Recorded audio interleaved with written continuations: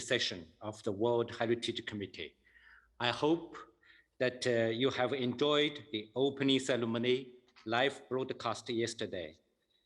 Although we couldn't celebrate the opening of this extended session together in the face-to-face way, I'm confident that we have already been united in heart and mind to embark on this journey and make headways hand in hand.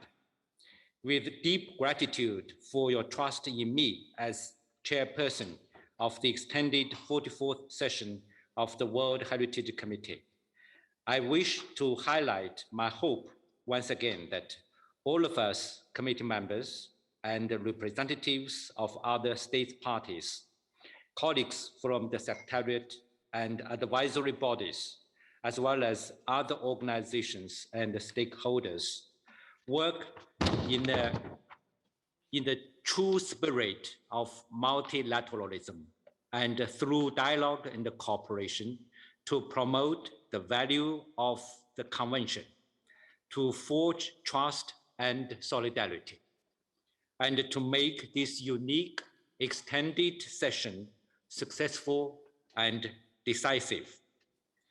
This is really an unusual session in that we have a very tough agenda, but limited working time and adapted working methods.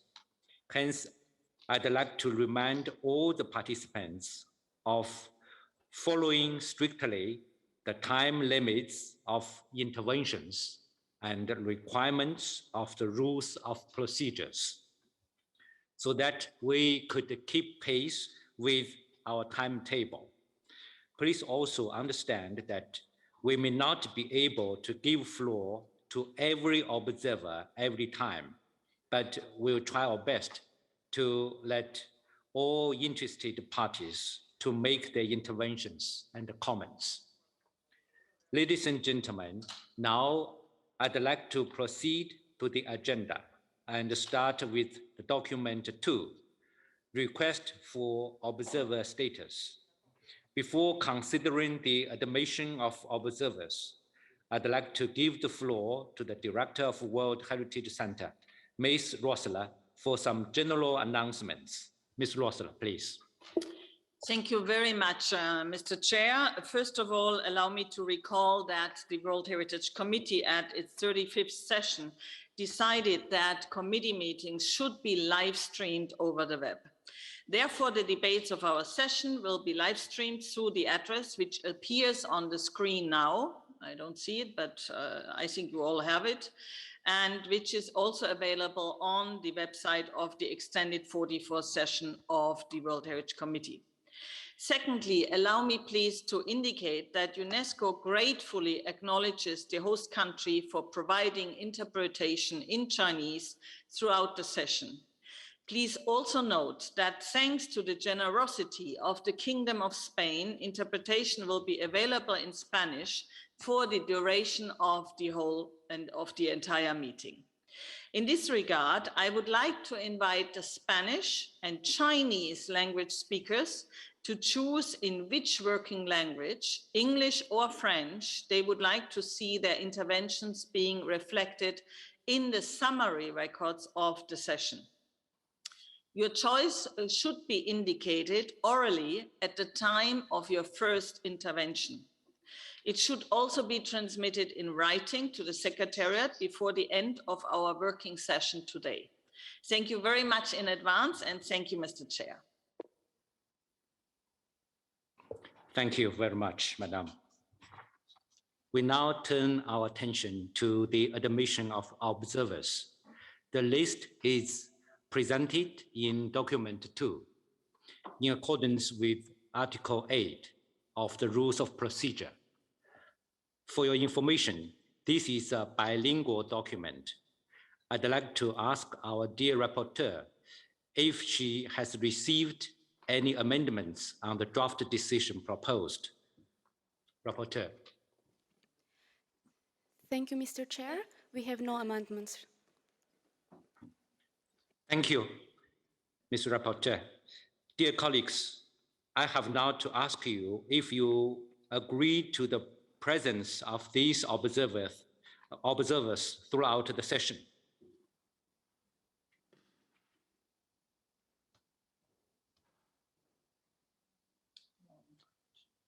I see no objection.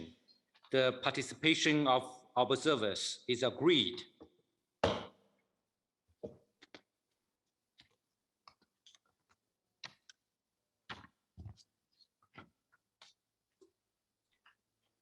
I declare agenda item 2 closed. Thank you. We can now move to the review of the agenda and of the timetable of our session, items 3A and 3B.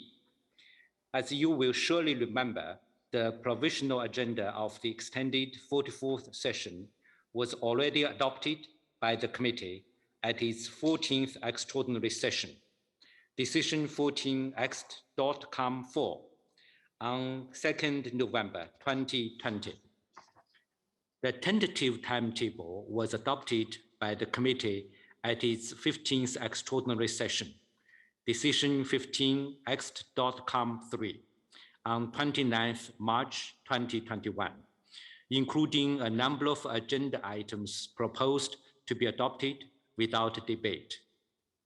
Those items appear with gray highlight in document 3B. There will be no presentation by the Secretariat and the advisory bodies for such items. And we will move directly to the adoption of the draft decision, during which answers to any questions could be provided by the Secretariat and the advisory bodies.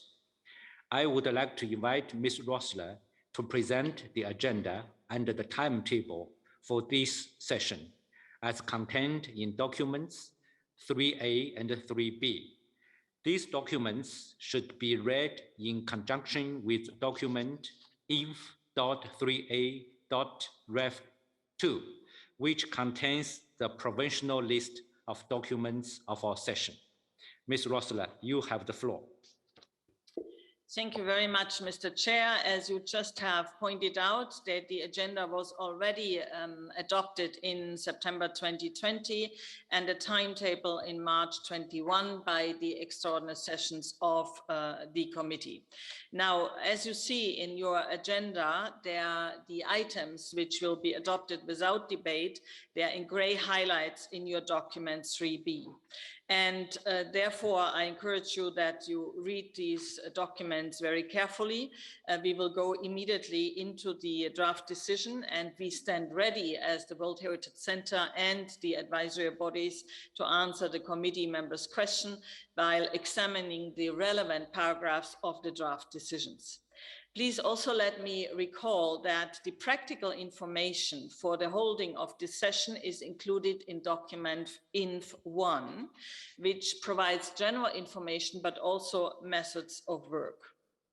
Now, furthermore, you have all received and seen the specific schedules that have been prepared regarding state of conservation, that means items 7A and 7B, and nominations, meaning item 8B, that will be conducted by regions.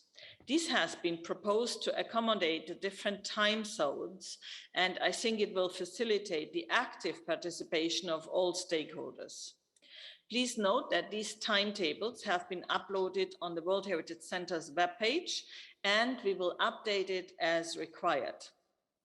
These specific schedules will be adapted with you, Mr. Chair, after our daily meetings, and the update will be then uploaded on our webpage. Regarding document 3B, which contains the timetable, please note that the Bureau was informed yesterday that the Fuzhou Declaration will be presented before the end of today's plenary meeting. And I think you will do that, Mr. Chair. The text of the declaration has been distributed to you in English and French. Please note also that a video message from the World Heritage Young Professionals Forum and the Site Managers Forum will be also presented. And I think we are all looking forward to seeing those videos. Now, ladies and gentlemen, let me also recall that due to the number of items on our agenda and time constraints, Rule 22.2 of the Rules of Procedure, which grants the chairperson with the possibility to limit the allowed time to each speaker, will be applied in the circumstances which may be necessary. Time for interventions, therefore, will be limited to 3 minutes for committee members and 2 minutes for observers. In this regard, please note that a timer to gauge interventions is in place, which will blink in red whenever a speaker, and you see the timer here, whenever a speaker is exceeding the recommended time limit. Concerning the interventions by observers from civil society and NGOs, we strongly advise, if they wish to take the floor on the same topic, to hold consultations among them in order to prepare and deliver one single intervention. In order to save time as much as possible, we also appeal to you not to repeat other delegations, what they have said, or making congratulatory statements. Official statements and declarations should be transmitted to the Secretariat in writing as soon as they have been delivered in order to integrate them into the summary records of this session. Furthermore, I would like to recall again what is indicated in document INF.1, that is that for the item on nominations, after decisions for inscriptions are made by the committee, the submitting state or states concerned may be invited by the chairperson to give a speech. Regardless of the format of the intervention, submitting states will be allotted a total of 2 minutes. In the case of transboundary transnational nominations, the duration of interventions, which means speech by one or more states parties, shall also not exceed 2 minutes in total. The coordinating state for the nomination is kindly asked to coordinate in advance the order and format of interventions that will be made. Due to the reduced duration of this session and the necessity to allocate a fair amount of time to all files, the cooperation of submitting states in respecting this time requirement would be very much appreciated. Please note that timing of sessions will be strictly respected, and I need to insist on this. Please note that, as indicated in your timetable, the meeting of the Bureau will be held every morning from 11 to 11:30 a.m. as of tomorrow, which is Sunday, 18th July, with the exception of the 20th July, where we'll not have a session, and on the last day of our session, of course, on the 31st of July. Dear participants, allow me to remind you that bilateral consultations will have to be arranged by the delegations aside of the session. The Secretariat will not be able to provide assistance in this regard. However, for the meeting of working groups, or in case of the establishment of the drafting group by the chairperson, the Secretariat will facilitate the organization of meetings, which will be held in the format of a separate online meeting or online event at a different time frame than the plenary session. The Secretariat will also participate in these meetings as is deemed necessary. I would also like to recall that all the micros should be turned off when not speaking, so not to disturb the proceedings. And please note that no specific coffee breaks, or should I say tea breaks, Mr. Chair, are foreseen during our daily meetings. Mr. Chair, as it was indicated at the Bureau meeting yesterday, I also wish to remind all members of the committee that amendments to draft decisions have to be submitted well in advance before the discussion to our rapporteur, Mrs. Mirai Wozinski-Hasseltun, in writing, preferably showing the changes proposed in so-called track changes. Indeed, considering that the 44th session has an extended agenda, the rules of procedure will have to be strictly respected in order to ensure timely and smooth processing of all agenda items. Therefore, amendments to draft decisions shall be submitted by committee members by email to the rapporteur using the appropriate form. You remember in the past we had this blue form, which has been sent to all committee member delegations. Please ensure that you do not modify the form and do not add new headings. While committee members are entitled to submit an amendment at any moment until the decision is made, Oral amendments made during the examination of the item should remain, as far as possible, 2 small changes to the wording in the draft decision. Furthermore, Mr. Chair, I would like to clarify that so-called co-sponsoring of amendments is not an option for World Heritage Committee sessions, in line with Rule 23.2 of the Rules of Procedures. Committee members can, however, be co-authors of an amendment with other submitting committee members. All co-authors should then always be in copy of the email exchanges, and their names should appear in the box entitled Amendments submitted by the delegation of. Alternatively, a committee member can take the floor during the plenary to express its support for a proposed amendment. The submission of substantial amendments should be made at least 24 hours before the discussion. We discussed that at the Bureau, and as reiterated by the committee in decision 15 EXT 3 and Rule 23.3 of the Rules of Procedure. This would greatly facilitate the organization of the online debates and an informed decision-making process. The Secretariat will upload the submitted proposed amendments on the web page of the meeting, which is the whole title of the web page, then /44com/documents/amendment, and will inform committee members accordingly in a timely manner. As you know, the chat box should not be used for submitting amendments, hence amendments submitted in the chat box will not be considered. Last but not least, as for all online meetings, I would like to kindly remind you to speak clearly and at a normal speaking pace when taking the floor. This will enable clear and accurate interpretation.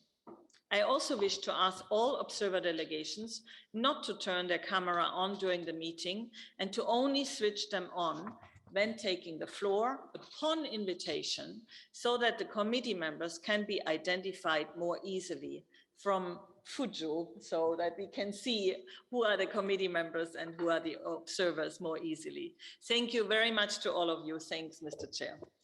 Thank you very much, Ms. Rossler, for this presentation. Any comments on the agenda item?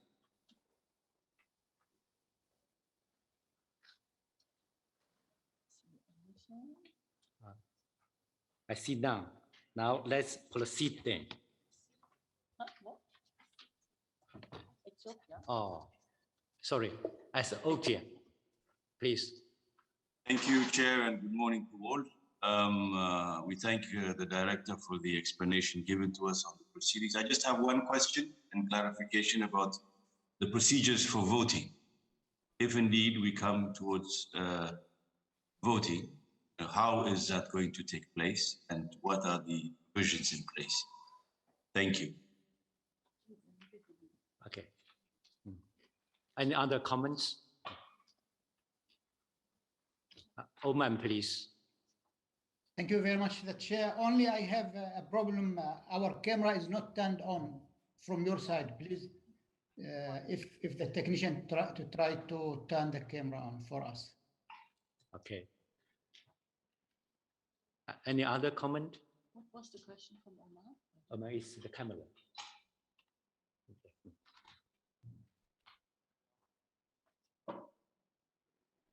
Yeah, Wasila, you have the floor for the first question. Yeah. Thank you very much, Mr. Chair. As you know, this was discussed by the World Heritage Committee, and there were extensive exchanges on the procedure of voting. Now, you find all the details in your document, and I hope you have it in front of you, which is 44com/inf.1. If you go to page 12 in the English version, you see under point 10.12, the matter of voting.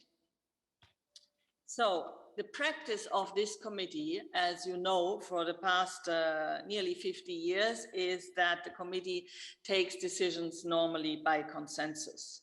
However, if a vote is necessary, all information and details regarding the voting is detailed here.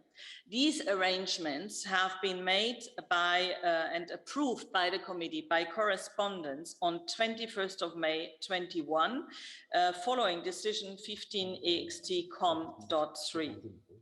Now, each state party of the committee has one vote in this committee. Normally, and you remember this happened at the committee many times, voting of the committee shall be by show of hands. This is in rule 40.1. Maybe voting can be also by roll call if there's any doubt about the results of show of hands. This is rule 40.2, or at the request of at least 2 members of the committee, which is rule 40.3. Roll call voting, if necessary, will be conducted in presentia at UNESCO headquarters, and my colleagues are there at UNESCO headquarters to assist you in this regard. Now, in case of a secret ballot, and this is explained in your document on page 13, once a secret ballot has been requested, and in order not to disrupt the plenary meetings and the continuation of the examination of the subsequent agenda item, the ballot will be held in the morning of the following day, so that arrangements can be made for the secret ballot and the results can be announced immediately at the resumed plenary meeting. Members of the committee have to ensure that one of their representatives in Paris is available to come to UNESCO headquarters to vote according to a schedule which will be drawn up by the Secretariat in the English alphabetical order of the member states of the World Heritage Committee. To my understanding, but I'm here in Fuzhou and the team is there in Paris, to my understanding, room 5, which you remember is in front of room 1 in UNESCO, will be provided by the Secretariat with a ballot box and a polling booth, and each member of the committee will be given an envelope and a ballot paper, and tellers are being decided as per usual procedures among the delegations of the committee members. And then the 2 tellers with the members of the Secretariat shall be present during the voting and counting of the ballots. And our legal advisor will be certainly also with us on this matter. And in general, the conduct of vote will be in accordance with Rule 42 of the Rules of Procedure. Sorry to be so long, but I think it was important to clarify that following the question of the delegate from Ethiopia. I hope I have answered your question. Thank you very much. Thank you. I wanted to know the camera with Oman is okay now? Yes, it is. Thank you very much. Okay, thank you. Any more questions or comments? No more. Okay, I now invite you to adopt the draft decisions 44-3A. But before doing so, I'd like to ask the rapporteur if she has received any amendments on the draft decision proposed. Thank you, Mr. Chair. Mr. Rapporteur. Yes. Thank you, Mr. Chair. We haven't received any amendments. Okay. I therefore declare agenda item 3A closed. I now invite you to adopt the draft decision 44-3B. But before doing so, I'd like to inform you of a decision adopted during the first meeting of the Bureau yesterday. Subsequent to a request made, it was decided that the draft decisions of the 4 following SOC reports that are not opened for discussion be adopted at the opening of item 7A tomorrow on 18th July. These reports are 7A.10. Old City of Jerusalem and its walls, site proposed by Jordan. 7A.16. Hebron, Al-Khalil, Old City, Old Town, Palestine. 7a.17.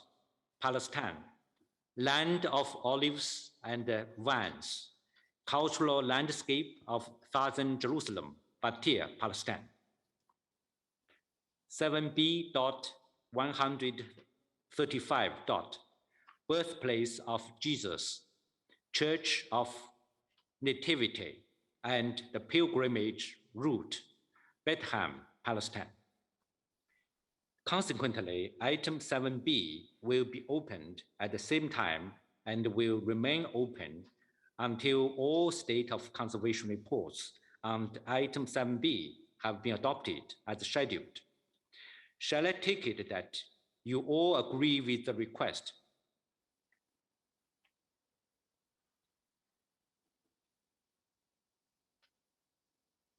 Okay, thank you very much. In addition, as an outcome of the first meeting, several members of the Bureau indicated that a working group on the operational guidelines would not be necessary during this session. This will be discussed later on today when we open agenda item 12. Furthermore, I wish to let the distinguished committee know that concern was also raised regarding the situation of the Africa region and the changes required to remedy it in a global and systematic manner. It was considered that such a matter could be addressed within the mandate of the next ad hoc working group that is meeting intersessionally. This will have to be discussed under agenda item 11. It was also recalled during the Bureau that item 8 that we will be opened on Saturday, 24th July, will remain open until the end of our session, and that committee members may wish to meet informally on this specific matter. Dear colleagues, with this information on the outcomes of the Bureau, I would now like to ask the rapporteur if she has received any amendments on the draft decision 44-3B proposed. Rapporteur. Thank you, Mr. Chair. We haven't received any amendments.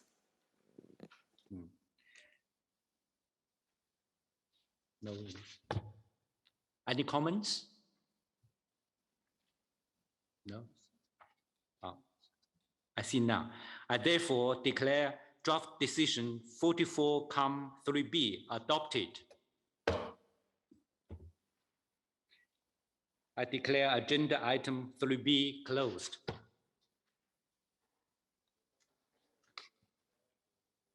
Ladies and gentlemen, let us examine now item 4 of our agenda. As you know, Ms. Mahani Tyler, Australia, was the rapporteur of the 43rd session of the World Heritage Committee, which was held in 2019 in Baku, Azerbaijan. Therefore, I now have the pleasure to invite Ms. Tyler to present her report, which will highlight the main issues discussed during our last session. I understand, however, that she is not able to join us today live, but has kindly prepared a video recording to address the committee. Hello all, my name is Mahani, and I have the great honour of being the rapporteur of the 43rd session of the World Heritage Committee in Baku, Azerbaijan, from 30 June to 10 July in 2019. The past 18 months have been, of course, very difficult globally, and the 44th session was first postponed and is now being held virtually as a consequence. One of the very small upsides of this pandemic and the move to working away from our offices is that we see a small glimpse into the homes and lives of our colleagues. I'm filming this report from here in Canberra, in our nation's capital, from my back deck. If you're lucky, you may be able to see or hear some of the many parrot species we have here in our nation's capital. I'm pleased to present to you a report of my work as the Rapporteur of the 43rd session.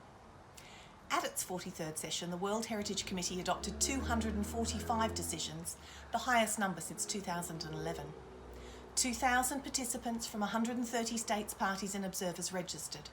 260 non-government and intergovernmental organisations also registered, as well as 63 international journalists.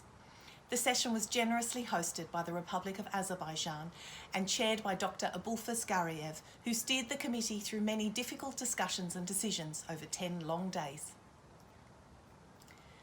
The committee, at its 43rd session, inscribed 29 new properties onto the World Heritage List and approved the extension of one property already inscribed. Of these, 4 were natural, 1 were mixed, and 24 were cultural. Of those newly inscribed properties at the 43rd session, 1 was from the African region, 2 from the Arab region, 10 properties from the Asia-Pacific region, 15 properties from the Europe and North America region, and 1 property from the Latin America Caribbean region. Following the debates, 2 nominations were referred and 3 were deferred. At this session, in 8 cases, the committee did not follow the advisory body recommendation which was presented in the draft decision. 4 referrals became inscriptions. 2 deferrals became inscriptions. 1 deferral became a referral. And 1 property recommended for non-inscription was inscribed on the World Heritage List. In 1 case, the committee agreed to refer a site back, although it was recommended for inscription. This was due to the withdrawal by 1 state party of a component part of the transnational serial nomination prior to the committee meeting. In General Item 8, perhaps in recognition of the 8 cases in which the committee did not follow the advisory body advice, the committee reaffirmed the overriding necessity to continue to work towards bringing greater convergence between the decisions taken by the committee and the recommendations of the advisory bodies. It also strongly reiterated that only meeting criteria is not sufficient to warrant inscription. To be deemed of outstanding universal value, a site must also meet the conditions of integrity and authenticity and must have an adequate protection and management system in place also. The committee also endorsed the principle of a 2-phase nomination process to support the development of high-quality nominations for sites through enhanced dialogue very early in the process between the states parties and the advisory bodies. The 43rd session also examined 166 reports on the state of conservation, including 54 properties inscribed on the list of World Heritage in danger. Among these reports, 22 were opened for discussion. However, a large number of sites that weren't open, statements were still made, including by non-government organisations. At this session, the committee decided to inscribe 1 property on the list of World Heritage in danger. This site was in Mexico. At the same time, 2 properties were removed from the list of World Heritage in danger, 1 property in Chile and 1 in Palestine. There are now 53 properties inscribed on the list of World Heritage in danger. 4 proposals for inscription on the list of World Heritage in danger were not approved by the committee. The committee reaffirmed the need to promote a better understanding of the implications and benefits of properties being inscribed on the list of World Heritage in danger. Under Item 7, the committee was presented with a comprehensive evaluation of the reactive monitoring process. The committee requested that all stakeholders of the convention implement the recommendations as soon as possible. Addressing climate change, the existential crisis of our time, the committee noted progress on updating the 2007 policy on the impacts of climate change on World Heritage properties. The draft updated document is to be examined by the committee at this 44th session. At the end of my report, may I repeat what I said last year at the end of the committee meeting to applaud the Secretariat for the immense and dedicated work they put forward in ensuring the success of our committee sessions. The job of rapporteur would not be possible at all without the extraordinary work of the Secretariat. I'm very grateful to have worked with them so closely in the last session. I would also like to congratulate and wish all the best to the next rapporteur, Ms. Mireille Hassultan-Wasinski from Bahrain. I'm certain she will do wonderfully. I wish all the members of the committee rich debates, smooth proceedings and a successful session. Thank you. Thank you very much for the presentation. we have agreed that this is an item to be adopted without debate. Therefore, on behalf of all the committee members, I'd like to reiterate our gratitude to the rapporteur for such high quality work and to the Secretariat at Baku for their great work. And once more, I wish to thank Azerbaijan for the perfect organization and the conditions provided for the previous session. I propose that the committee takes note of the report by the rapporteur of the 43rd session. If there's no objection, it's so decided.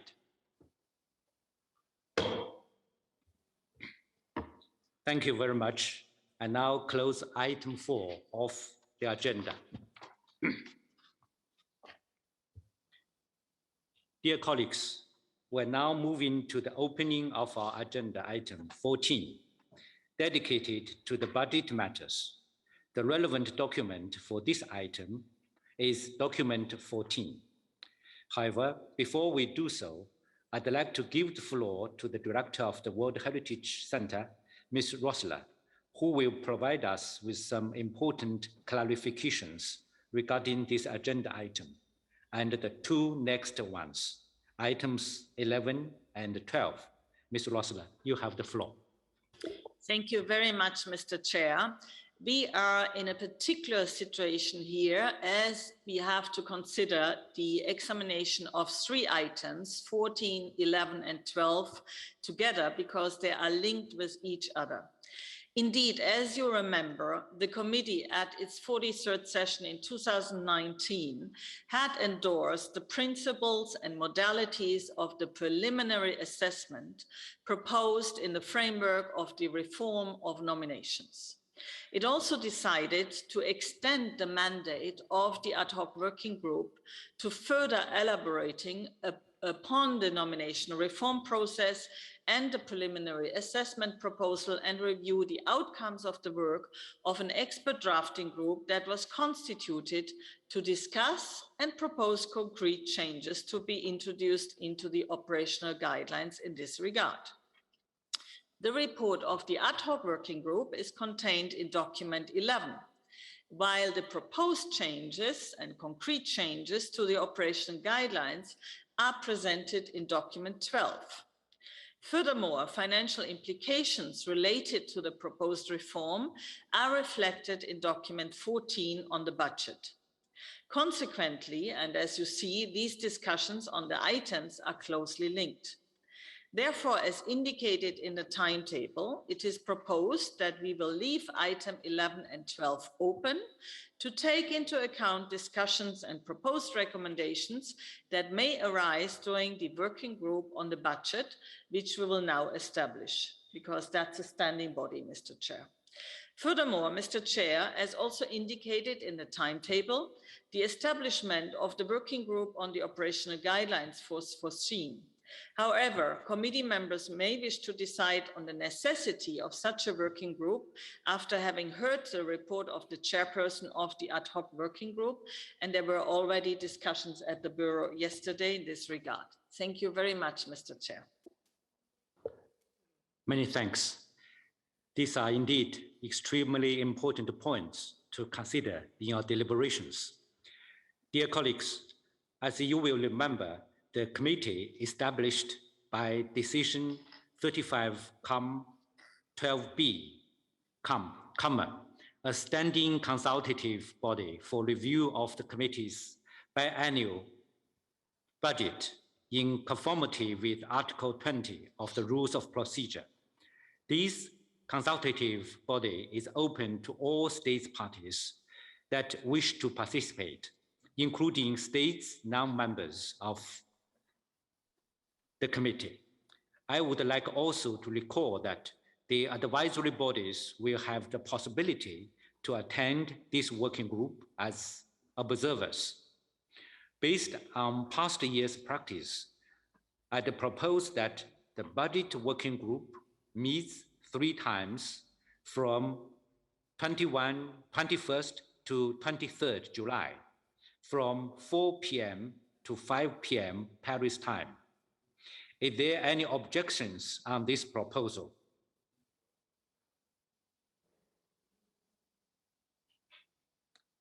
I see none. This so decided.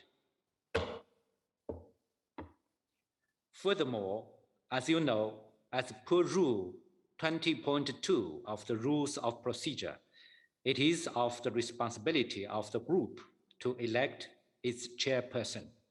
However, I understood that some consultations already took place in this regard.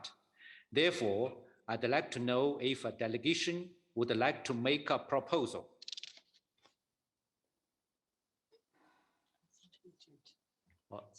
Egypt, please.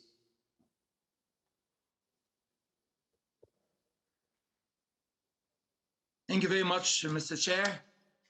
Allow me, since this is our first intervention, to congratulate you for organizing and chairing this session. And I would like also to thank Dr. Rosper, the Director of the World Heritage Committee, for the excellent presentation of the session. To respond to the question you had just addressed, I would like to present the candidature of Councillor Ms. Zoya Kritskya from the delegation of the Russian Federation to UNESCO to chair the working group on budget. Thank you very much, Mr. Chair. Thank you very much. Are the members of the committee in agreement with this proposal?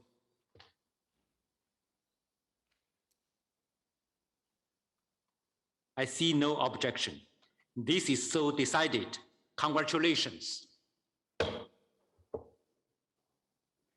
Dear colleagues, please note, therefore, that the first meeting of the budget group will be held on 21st July from 4 p.m. to 5 p.m. Paris time, using the same Zoom link as for this plenary meeting.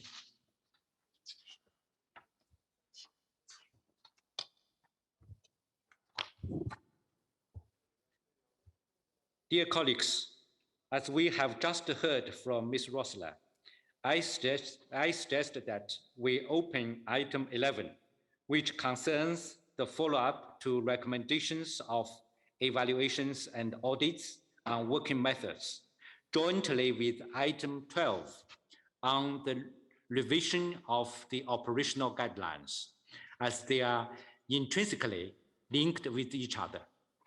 The relevant documents for these items are document 11 and document 12.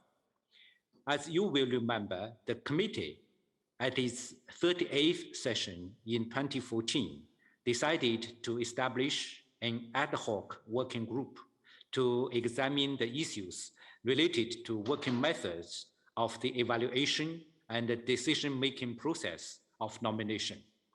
Since this date, the working group has met between sessions, examining different matters in this framework. Therefore, since our last session in Baku, the ad hoc working group has met several times, chaired by China, to review the outcomes of the work of the expert drafting group, tasked to discuss and propose concrete changes to be introduced into the operational guidelines to reflect the preliminary assessment. The ad hoc working group also had the mandate to further elaborate upon the nomination reform process and the preliminary assessment proposal based on the decision 43-12. I'm pleased to give the floor to the chairperson of the ad hoc working group, Mr. Yin Jiang, who will report to the distinguished committee members on the work of the group. You have the floor. Thank you, Mr. Chairperson. Good morning, good afternoon, and good evening, depends on where you are, distinguished committee members. As per the decision 43-12, the ad hoc working group is composed of members of the committee and up to 2 non-members per electoral group. The composition of the working group is provided in Annex A of item 11. The mandate of the working group is to review the outcomes of the work of the expert drafting group and further elaborate upon the nomination reform process and preliminary assessment proposal based on the decision 43-12. The World Heritage Center, in consultation with the advisory bodies, has organized an expert drafting group to discuss and propose concrete amendments to the operational guidelines.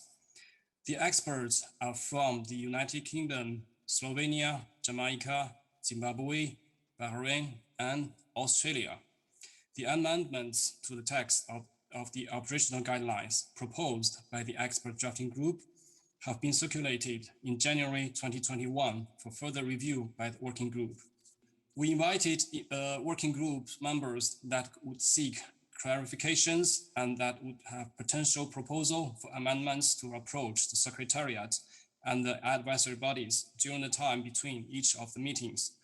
As a result, the working group made the most effective use of the time available for its discussions. The working group focused on operationalization, being mindful of the need of careful alignment with existing processes and ensuring consistency. Now I would like to summarize some key issues we discussed. 1, time frame of the preliminary assessment. The working group that the committee decided in 2019 that the preliminary assessment should be finished at least 1 year before the phase 2 of the nomination cycle. The working group noted that the preparation of the full nomination dossier took a significant amount of time to develop. 2, transition period. The working group discussed 2 options for the transition period for the implementation of the preliminary assessment. The first option would be the fastest to enter into force, with the first deadline for the preliminary assessment request in September 2022. This option would be difficult to implement, as the budget for that period was already agreed. Therefore, the working group endorsed option 2 as the recommended option for implementing the preliminary assessment. According to this option, the first deadline for submitting a preliminary assessment request would be 15 September 2023. In the transition period, a state party can submit either a nomination dossier or a request for preliminary assessment per year. Nominations with and without a preliminary assessment would be considered by the committee until mid-2027. After each time, only nominations with a preliminary assessment will be reviewed by the committee. 3, financial implication. On the basis of the information provided by the Secretariat, the working group noted that once the preliminary assessment was introduced, it would become a mandatory process and should be funded through the World Heritage Fund. 4, revision of amendments to the text of the operational guidelines. The working group reviewed the amendments to the text of the operational guidelines through a thorough analysis of the operational guidelines as a whole and agree upon the proposed changes span over different sections and annexes of operational guidelines, and recommend the committee to adopt the proposed revision of the operational guidelines. 5, potential impact of the preliminary assessment. The working group believed that the preliminary assessment would build the capacity of state parties to develop high quality nominations for sites which have a strong potential to succeed, and agree that the preliminary assessment should provide state parties with specific guidance and advice to aid in the preparation of the nomination dossier. The working group noted that the amendment to the operational guidelines relating to the preliminary assessment must reflect that the committee is the decision-making body with regards to the determination of the outstanding universal value. The working group also discussed some other issues related to the preliminary assessment. You can find more details in the document of item 11. Dear colleagues, I cannot finish the presentation without expressing my gratitude to all members of the working group for their constructive contributions, in particular, the reporter of the working group, Ms. Zoya Kritskya of the permanent delegation of Russian Federation. My gratitude also goes to the Secretariat for their efficient and professional assistance during the meetings. Dear Mr. Chairperson, as you mentioned a moment ago, a working group on the operational guidelines may not be necessary during the session. Indeed, the recommendation of the working group have been consensually endorsed and do not imply any further work. As a matter of fact, the revision of the operational guidelines presented in document WHC/21/44.com/12 is specifically targeted to the integration of the preliminary assessment in the nomination process, and the proposed revisions have been already thoroughly discussed and endorsed by the working group. We would recommend, however, that the financial aspect linked to the reform of the nomination process and more specifically to preliminary assessment be examined in the framework of the budget working group that have been established and that will meet during the session. Thank you, Mr. Chair. Thank you very much for the presentation. Dear colleagues, as it has been the practice for the past few years, allow me to suggest that we leave item 11 open for the moment to allow for further discussion and consultation, notably on matters that might be discussed during the working group on the budget. This will allow us to prepare and adopt an agreed decision on 30th July as foreseen in our timetable. If there's no objection, I take it that the committee agrees with this proposal and that item 11 remains open.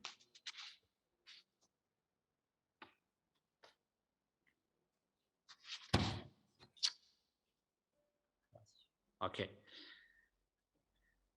Regarding item 12, on the revision of the operational guidelines, as the committee has just heard from the chairperson of the ad hoc working group, it is not recommended to establish a working group on the operational guidelines during this session.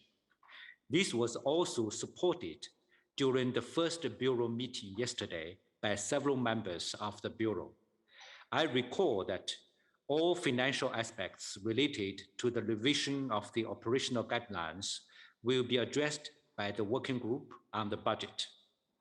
Can I take it that the committee agrees with this proposal?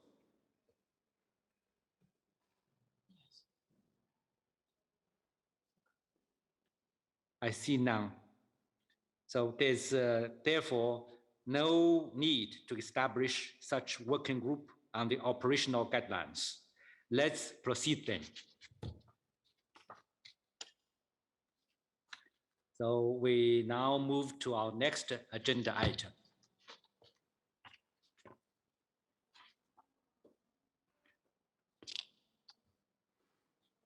Dear colleagues, we now move to the next item concerning the report of the World Heritage Center on its activities since the last session of the World Heritage Committee in 2019, which is contained in document 5A.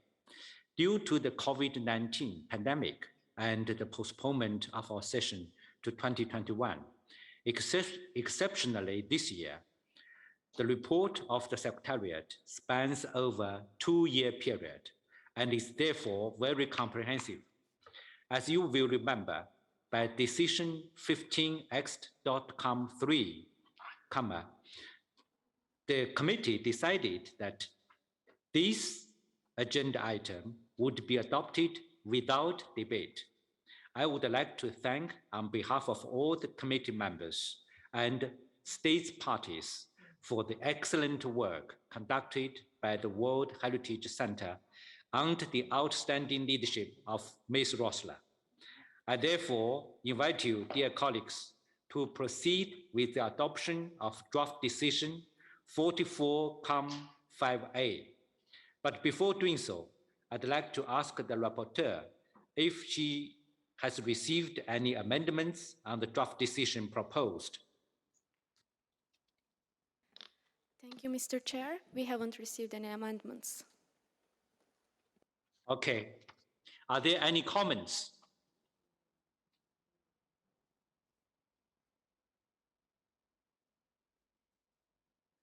I see none. I therefore declare draft decision 44-5A adopted. I now declare agenda item 5A closed. Our next item is the reports of the advisory bodies on their activities. These reports are presented in document 5B and exceptionally spans over 2-year period this year.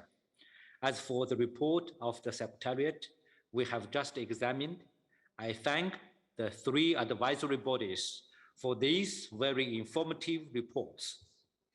As you will remember, by decision 15X.com3, the committee decided that this agenda item would be adopted without debate. I therefore invite you, dear colleagues, to proceed with the adoption of draft decision 44-5B. I would like to ask the rapporteur if she has received any amendments on the draft decision proposed. There were no amendments, Mr. Chair. Thank you, Mr. Rapporteur. Any comment? I see now. I therefore declare draft decision 44-5B adopted. I now declare item 5B closed.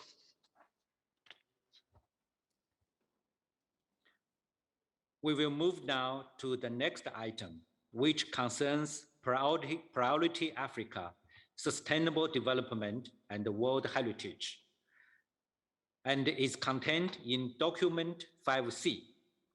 As you will remember, by decision 15X.com3, the committee decided that this agenda item would be adopted without debate.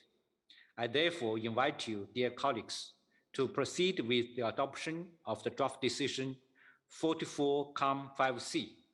But before doing so, I'd like to ask the rapporteur if she has received any amendments on the draft decision proposed. Thank you, Mr. Chair. We haven't received any amendments under this item as well. No amendment? No amendments. Okay, thank you. Any comments? May I from Oman, please? Oman, please. Thank you, Chairman. Thanks to all the colleagues from the Secretariat. But what we are expecting, yes, there will be no debate on the reports, but we are expecting a short presentation about each report. Now nothing is presented, but we should have a short presentation about each report from the Secretariat. Thank you. Yes. Any other comment?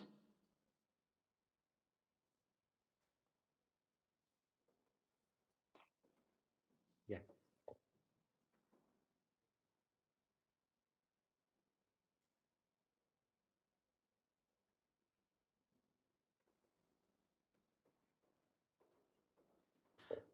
Okay, no other comment. Now I give the Secretariat to have a 2-minute statement.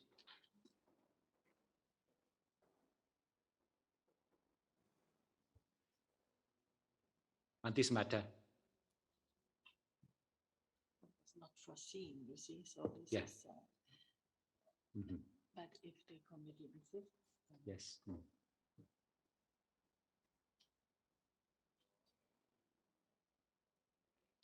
Should I explain it?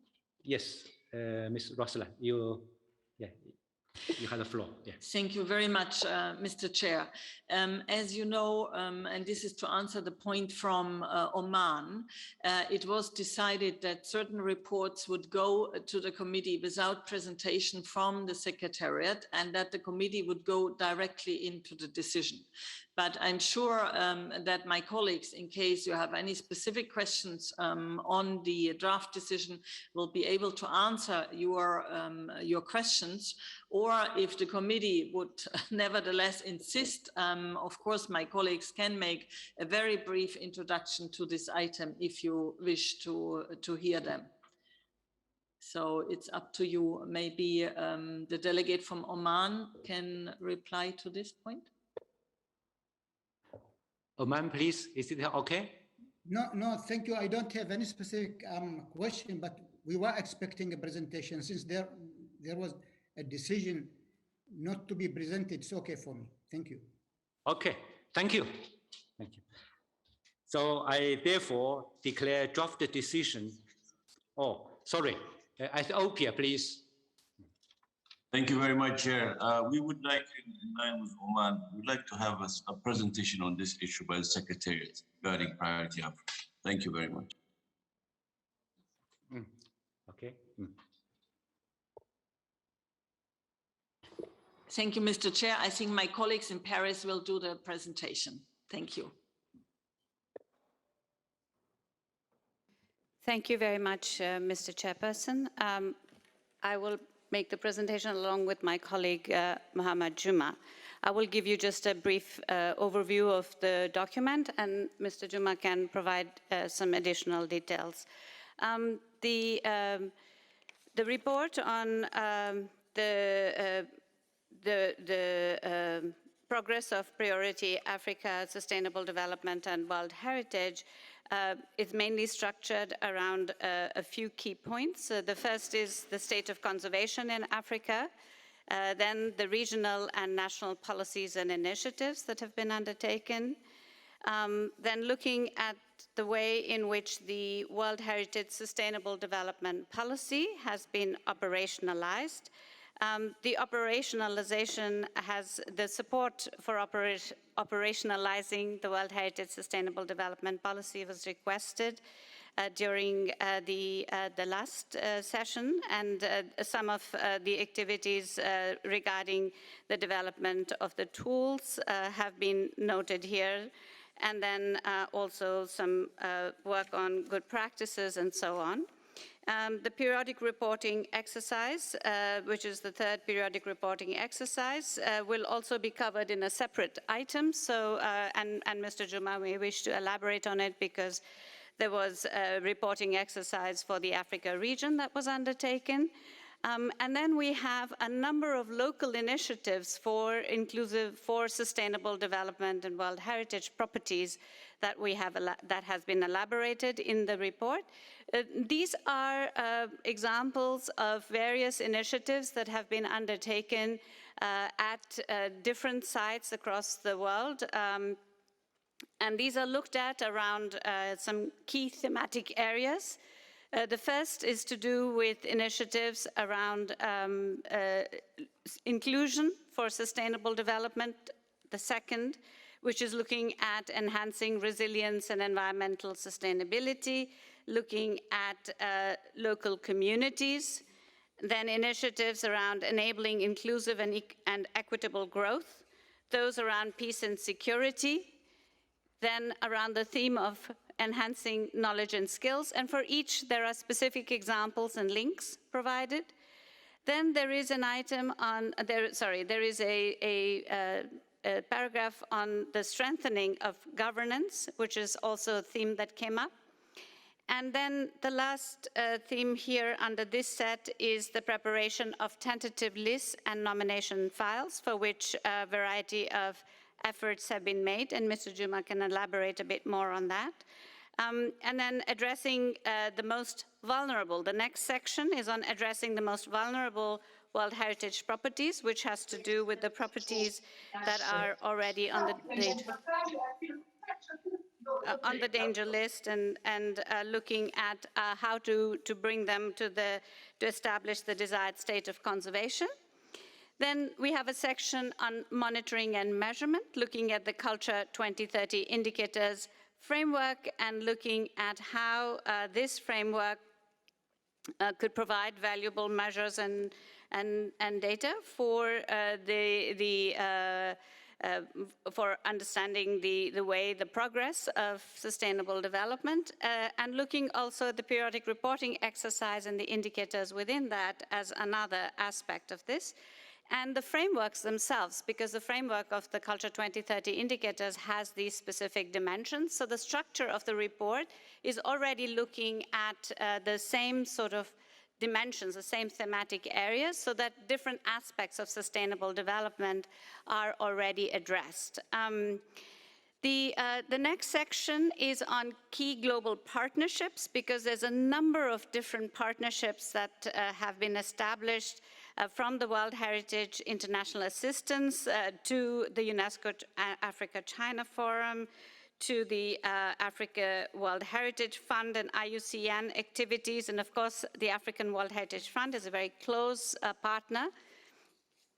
And finally, we close with, and of course, there's the support from Norway and a number of projects from that. Again, something that my colleague can touch upon. And then the challenges, priorities, and the way forward, where certainly the idea that there's a need for capacity building and awareness, which further work is much required. And that more broadly sustainable development requires finding solutions that benefit both the needs of the local communities and the protection of World Heritage properties, rather than seeing these as opposing. And with that, I just want to, and also to invite, of course, with the guidance and coordination of the advisory bodies in collaboration with the African World Heritage Fund, and the Arab Regional Center for World Heritage and other stakeholders to look at taking further actions and initiatives in this regard. And I will now, Mr. Chairperson, with your permission, ask my colleague, Mr. Mohammed Juma, to add his comments. Yes, Mr. Mohammed Juma, you have the floor.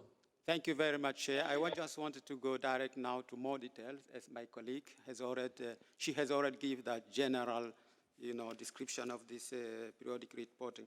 Maybe with some example, concrete example, what we have done during this period, it can maybe give a more kind of information. If I go to nomination, now we are working with 15 countries in Africa, with a fund from Japan and Oman. With Oman, we are now funding 5 countries in East Africa specifically. We're talking about Tanzania, Kenya, Comoro, and Madagascar. With Oman, we are funding 10 countries. With Japan, we are funding 10 countries. And those 10 countries, they are countries which today they don't have property. So we're talking about Burundi, Djibouti, Equatorial Guinea, Eswatini, Guinea-Bissau, Liberia, Rwanda, Sao Tome, Principe, Sudan, and Sierra Leone. This is what we are doing specifically with nomination. But then when it comes to international assistance during this period, there's 20 countries which has been supporting international assistance for to review their tentative list and then to go to nomination. So this is a typical example. When it comes now to danger listing, as we say, we are now working with the state party to develop a strategy for all 16 countries. And this we have a fund from Norway for that strategy. We have already started, and the working document has been agreed between Secretariat and advisory body. When it comes to capacity building, as we have said, there's a specific kind of item on periodic reporting. I'm not going to touch it now, but as it has been said, for Africa, we have 100% capacity building this year. All 96 property has been filled their questionnaires. But we have also databases. This has been expressed. We have a database for Africa. Now we have 140 experts in Africa there in this database. 54 of them are women and 25 are youngest. Following this database, we didn't just have a database, but we have now created what we call mentorship program. This mentorship program, we have started pilot with 12 mentorship in Africa. Our target is from next year to increase the number to 20 in mentorship for the period of 5 years. So this mentorship program is part of this database we have been developed. But we are also have this establishing this network of site managers. All site managers in Africa, they are going to have a network. We are also initiating a network of universities is part of this capacity building. So this is a typical example what we have done in this priority Africa. Thank you very much, Chairman. Thank you very much for your presentation. Any other comments, questions? I see now. Now I therefore declare draft decision 44-5C adopted. I declare item 5C now closed. We will move now to the next item concerning World Heritage Convention and Sustainable Development. Please refer to document 5D in this regard. As you will remember, by decision 15X.com3, the committee decided that this agenda item would also be adopted without debate. I therefore invite you, dear colleagues, to proceed with the adoption of draft decision 44-5D. But before doing so, I'd like to ask the rapporteur if she has received any amendments on the draft decision proposed. Thank you, Mr. Chair. We have received no amendments. Thank you. Are there any comments? Australia?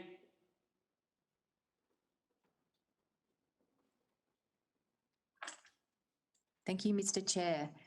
Australia is very interested in this issue, and we would be pleased to hear more from the Centre on the and a presentation on this report if it would be permissible. Thank you.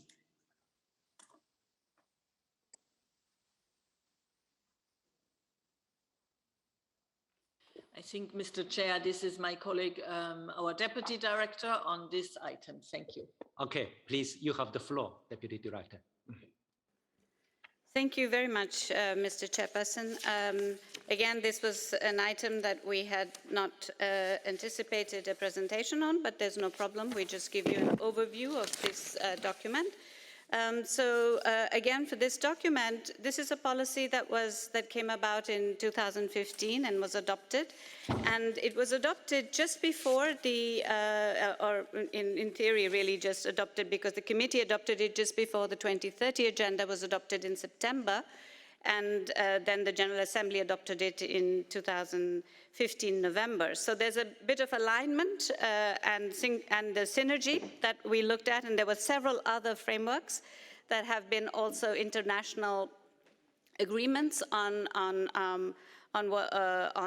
sustainable development that have come about in recent years. So one of the activities has been to look at the synergies to align the World Heritage Sustainable Development Policy, and because there's a lot of synergy and a lot of alignment already, but to further to look at this more carefully. And then looking at the activities that have been undertaken at the global level and then also at the local level. The secretariats of looking at environment and resilience, for example, the secretariats of the 8 biodiversity conventions, related conventions, including World Heritage Convention, have been working closely through the liaison group of the biodiversity-related conventions, and you can find more details of this within, and I'm not going to go into each of the activities, but there's a lot of different activities related to natural disasters, related to specific projects in the Congo Basin and on national consultative workshops. With regard to climate change, this is also SDG 13, but it's also another document that we have. So this matter will be discussed under 7C. So the natural and cultural heritage would be regarded as both as shared assets. And there's a report also on the World Heritage Marine Program that I think that there will be elaborated more in this regard in 7C. With regard to enabling poverty alleviation and sustainable livelihoods for local communities, the conservation and management of natural heritage has tremendous potential to address many of these sustainable development challenges. So various different efforts and initiatives to further community sustainable development has been looked at from various projects in Lesotho, for example, to Botswana, the Okavango Delta, and so on. The impact of the COVID-19 pandemic on World Heritage and the responses have also been looked at, and thanks to the government of Japan, a global project has been launched to explore strategies.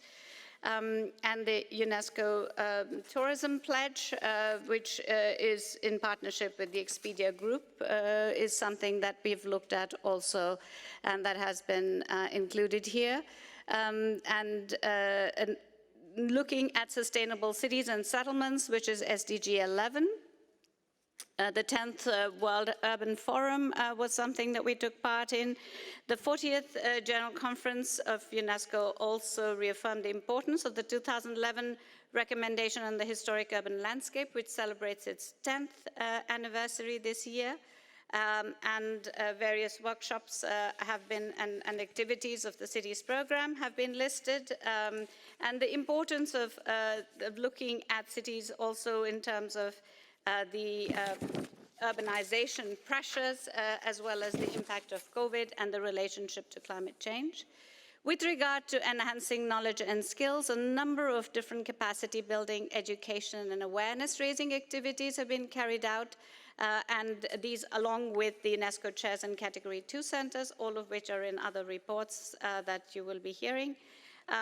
On the topic of promoting social inclusion and empowering local communities, including youth and indigenous people, there's a whole section, and a section on promoting peace and security and facilitating international cooperation. Now, all of these different dimensions have been looked at from the perspective of also the framework of the Culture 2030 indicators, in synergy, as I mentioned, with the World Heritage Sustainable Development Policy dimensions. And then finally, looking at the measurement and monitoring, the Culture 2030 indicators that have been, the implementation has been launched, and of course the sustainable heritage is a very much an important part of it, as well as there's a dimension on climate change related issues, among others, including knowledge and skills. And finally, for the key challenges related to World Heritage Sites and sustainable development, the unprecedented crisis arising from the COVID-19 pandemic has had various impacts that will be also reported separately in another, or have been already reported in the information document 5A.2. In terms of other activities that have been outlined are the development of draft tools for preliminary assessment to support the implementation of the operationalization of the World Heritage Sustainable Development Policy in terms of draft tools to do the sort of a preliminary health check, or to help with project sustainability of projects along with this. And the platform Canopy, which has been developed to share innovative strategies of sustainable development along with heritage conservation. Thank you very much, Mr. Chairperson. Thank you very much. Any more comments? I see none. I therefore declare draft decision 44-5D adopted. I now declare agenda item 5D closed. Dear colleagues, we will now move to item 6 of our agenda, follow-up to the World Heritage Capacity Building Strategy and the Progress Report on the World Heritage related Category 2 centers. The relevant working document is document 6. Considering their close links, these two reports are presented together within the same document. Like our previous items, by decision 15X.com3, the committee decided that this agenda item would be adopted without debate. I therefore invite you, dear colleagues, to proceed with adoption of the draft decision 44-6. But before we do so, I'd like to ask the rapporteur if she has received any amendments on the draft decision. Thank you, Mr. Chair. We have received an amendment to the draft decision 44-6. Amendment was submitted by the distinguished delegation of Saudi Arabia. The proposal is shown on the screen. Could we share the, okay, thank you. Yes. The proposal is shown on the screen. It proposes 3 new paragraphs, namely paras 3, 4, and 5, and modifications are proposed under new paras 6, 10, 11, 12, and 13. For consistency, we had 2 minor corrections under new paras 3 and 6. Further recalling changed into also recalling, and further takes note into also takes note, respectively, in new paras 3 and 6. The proposed amendment was circulated beforehand, and I hope the committee members had the chance to look at it.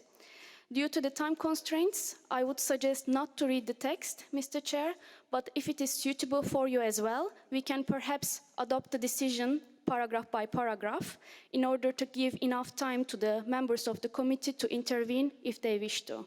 Thank you, Mr. Chair. Okay. Any other comments?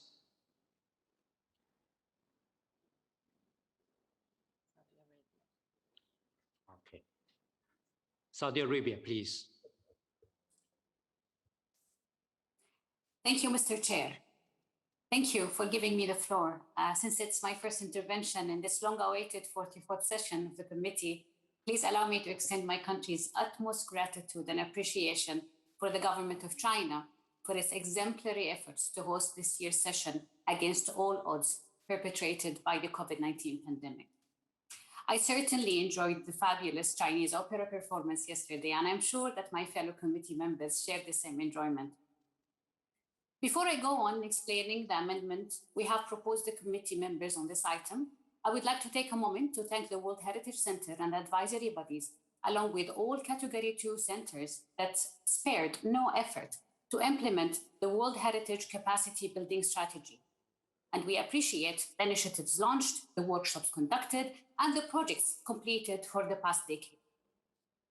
We also would like to thank the World Heritage Center Secretariat for a very fruitful and productive meeting yesterday, in which we have gone through the amendments and discussed them thoroughly to reach the draft decision that lay before you today. With that said, we tried to capture 2 major points in the draft that is on the screen now. The first point is the need to carry out an independent evaluation of the previous strategy, an evaluation process that is result-based, inclusive, transparent, and based on close consultation with the state parties and other capacity-building stakeholders and beneficiaries to be examined by the committee next year. The second major point is that a revision of the existing strategy will not be enough, because this year marks the 10th anniversary of the current strategy. Therefore, we believe it is necessary, based on the aforementioned independent evaluation, that a new World Heritage Capacity Building Strategy with clear priorities, strategic objectives, expected outputs and outcomes, and relevant indicators to be developed for a time period of 2023 to 2032 and presented for review in the 46th session. In conclusion, Saudi Arabia, since the inception of a dedicated Ministry of Culture in 2018, has already embarked on numerous national capacity building programs and initiatives related to culture and heritage, and we are committed to work with all relevant international stakeholders to develop and empower the next generation of experts and practitioners from all regions of the world. Once again, thanks to the government of China for hosting us all this year, and thanks to the Secretariat and all partnering bodies and centers for all their efforts. And I look forward to the forthcoming discussion on this item. Thank you very much, Mr. Chair. Thank you very much. Thank you for your kind words for China and for the opening ceremony. Any other comments? Egypt, please. Thank you very much, Mr. Chairman. Allow me also to express our appreciation for the government of Saudi Arabia for the financial support they had extended to contribute to the independent evaluation of the current World Heritage Capacity Building strategy. And I would like to propose adding this between paragraphs 10 and 11 of the draft decision. I thank you very much, Mr. Chairman. Thank you very much. Now, Ethiopia, please.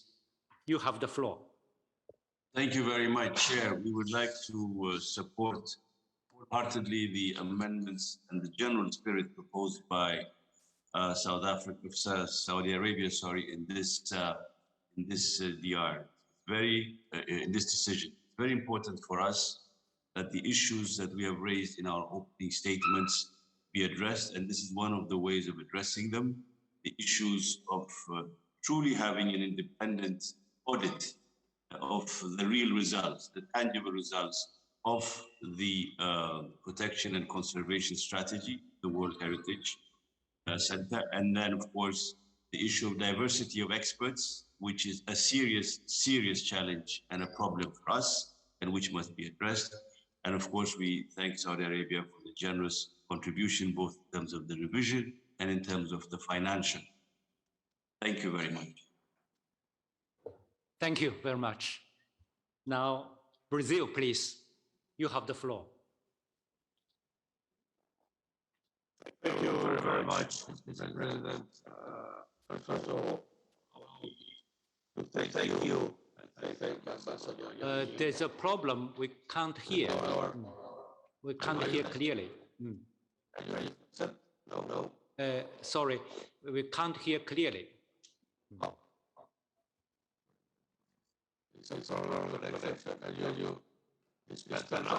There's still some problem.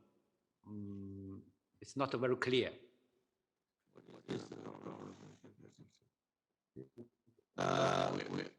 Let's see if we can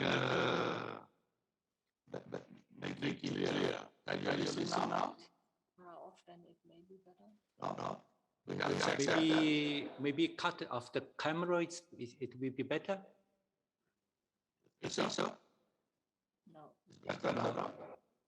No, it's still not clear.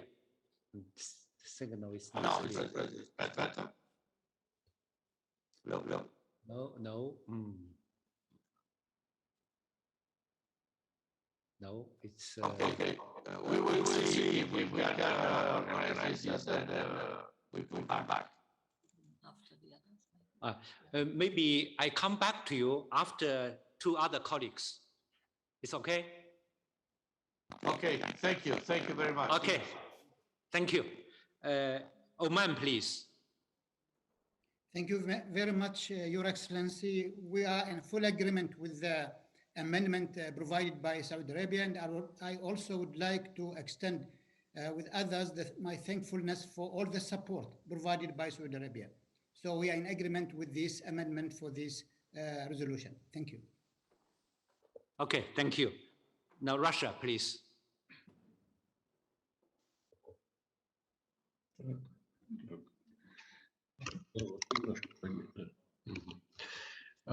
Thank you, Mr. Chairman. Do you hear me? Yes, very clear. Thank you for giving me the floor. Since I intervened for the first time, first of all, I would like to congratulate you on your chairmanship and wish you all the best and great success in your activity. And also to thank the government of China for assuming the leadership of our committee in a situation which is far from easy. We support the amendments presented by a distinguished representative of Saudi Arabia. I would like, first of all, to point out the importance of the idea to enhance expert diversity. We think it would be very important to enlarge the circle of experts on World Heritage, especially by the greater contribution of regional experts who knows the realities of their regions, of their countries, and therefore the capacity building acquires a very important dimension. Thank you. Thank you. Brazil, now it's okay?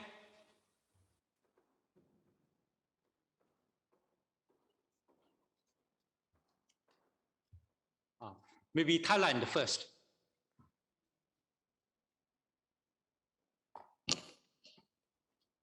Thank you, Mr. Chairman.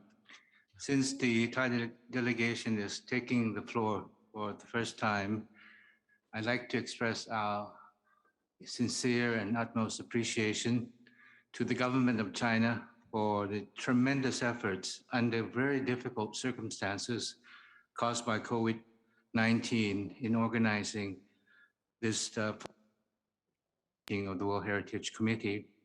Also, allow me to congratulate you on your chairmanship of this meeting, and we promise to extend to you our full support. On behalf of the Thai delegation, I would like to express our full support for the amendments proposed by Saudi Arabia.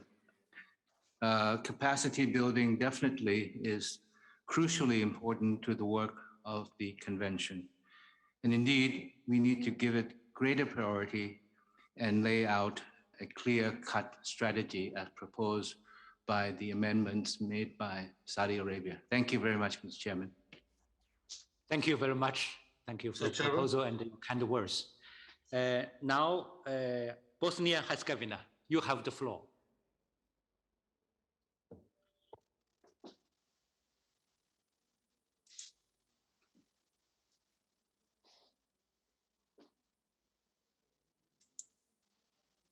Bosnia-Herzegovina, you have the floor.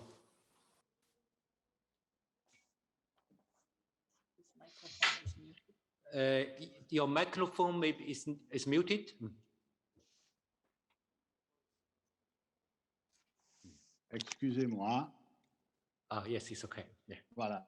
Je me rejoins à mes collègues pour féliciter la Chine d'avoir organisé dans des conditions très, très difficiles cette conférence. Et je n'ai qu'à féliciter à tous ceux qui ont contribué à remercier le gouvernement de Chine. La Bosnie-Herzégovine soutient la proposition de l'amendement de l'Arabie saoudite et Tian a exprimé un intérêt qui est partagé par beaucoup d'entre nous, d'après ce qu'on a pu voir ces jours-ci et même avant, concernant le renforcement des capacités et concernant une inclusion plus transparente et plus visible des experts régionaux qui connaissent mieux la situation sur le terrain et en général la transparence de ce qu'on appelle les expertises des sites, parce qu'il y a très souvent une grande différence entre la proposition et les efforts que font les pays qui donnent des propositions et des opinions des experts qui ne sont pas toujours, je dirais pas favorables, très souvent ne sont pas favorables, mais il y a une grande différence entre la proposition des pays et les propositions des pays et les opinions des experts. Donc, il faut voir de quoi il s'agit. Et pour ça, nous avons besoin de cette transparence. Et donc, je soutiens la continuation de cette discussion dans le sens que l'amendement a proposé. Et je vous remercie. C'est la première fois que Bosnie a pris pas la parole dans cette conférence.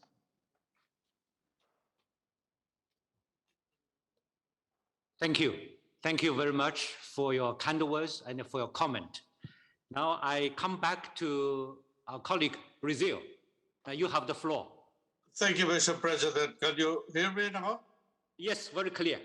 Oh, fantastic. Mr. President, as far as this is the first time we speak in this meeting, allow me to thank you and Ambassador Ying Yang and all our Chinese hosts and the Secretariat for the extraordinary work input in this for having this special committee session. And we are very happy that we could finally sort out some technical issues. Mr. President, capacity building is the only way to enable many countries to become actors in the transformative change that we need. Category 2 centers have a large role to play in this, as they are the training units present on the ground, which can have immediate impact on local communities in the regions. In Brazil, although considerable hampered by the COVID-19, our center, Lucio Costa, has maintained almost all its activity because it could transform, direct its work to online platform. The center is now, Mr. President, this is important, working on the internationalization of its professional MBA on preservation of cultural heritage. Mr. President, we have to support very strongly Saudi Arabia amendments and benefit from this, the fact that this 10th year anniversary of the World Heritage Capacity Building Strategy, we believe is the excellent moment for an evaluation and of what the strategy has accomplished so far in order to be able to draft an ambitious new plan for the next decade. We support very strongly those amendments. Thank you, Mr. President. Thank you very much. Now, Bahrain, please. Thank you, Mr. Chair. And let me begin by echoing fellow colleagues at the committee, congratulating you and China for organizing this committee meeting in these unconventional circumstances. And I would like to reiterate as well what our colleagues from Brazil have mentioned with regards to the Category 2 centers.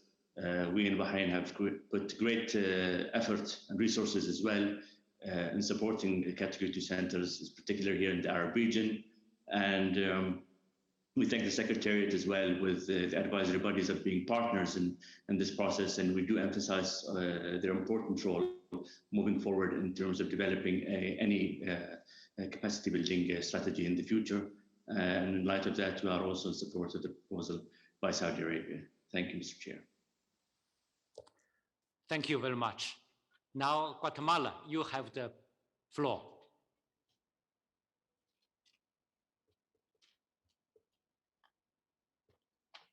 Thank you, Mr. President. I think I'm having problems with opening. Okay, now. Thank you. Thank you, Mr. President. First of all, as this is the first time I take the floor, I'd like to congratulate your government, the government of China, and also your leadership, Mr. President, and the leadership of your country in the running and leading this very important committee session, especially in the situations that we are facing right now. Y ahora haré mi intervención en español, agradeciendo de nuevo al Gobierno de España por el apoyo que siempre provee para él. También agradecer profundamente el trabajo del secretariado y de los órganos evaluadores respecto de todo el trabajo y todo el reto, la forma virtual y la forma en que se está desarrollando. Con respecto a la propuesta de Arabia Saudita, consideramos que es una propuesta sumamente interesante, altamente importante, comentando y enfocándonos en la representación regional, no solamente de evaluar la cantidad o inclinación de las naciones, sino también en cuanto a la representación regional de los expertos evaluadores. Tenemos en cuenta el aspecto cultural, el aspecto social, el aspecto antropológico, para darle una capacidad mucho más amplia al proceso de análisis nominativo. Creemos que es necesario tener representación regional para estos procesos. Además, también la sugerencia y la propuesta de enmienda de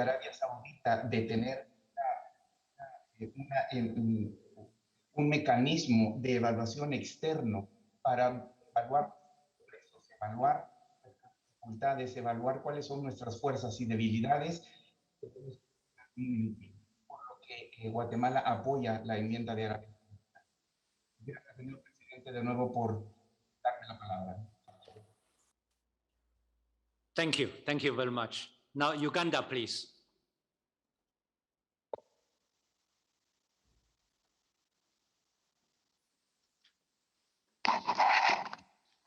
Thank you, Mr. Chairman. Uganda is taking the floor for the first time since the opening of the session. I therefore would like to thank China for organizing and hosting the extended 45th session of the World Heritage Committee.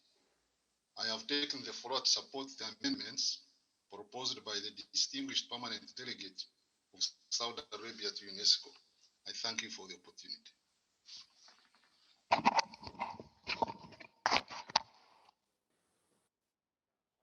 Thank you.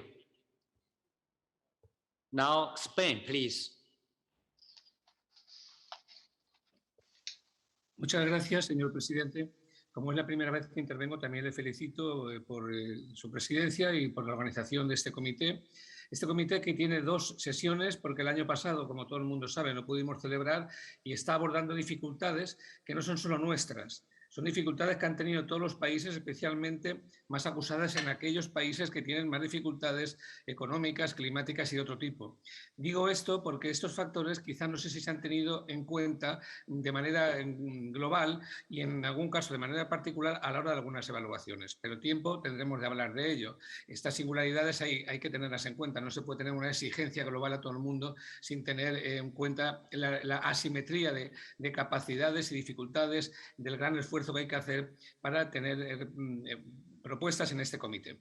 Después de eso, y sin querer repetir algunos argumentos que han dado ya mis colegas, suscribimos y apoyamos la enmienda de Arabia Saudita porque consideramos oportuna en un estado de cosas como el que se está viviendo. Tendremos tiempo entre este año y el año que viene de actualizar, son 50 años de convención, de actualizar algunas cosas, pero en este momento la enmienda abre esa posibilidad, es oportuna y por tanto queríamos dejar patente el apoyo de España. Thank you very much. Now China, please.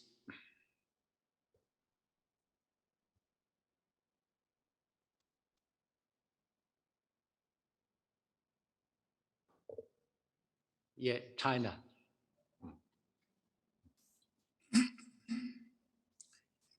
主席先生，很高兴看到会议在您的主持下，各项议程进展得非常的顺利。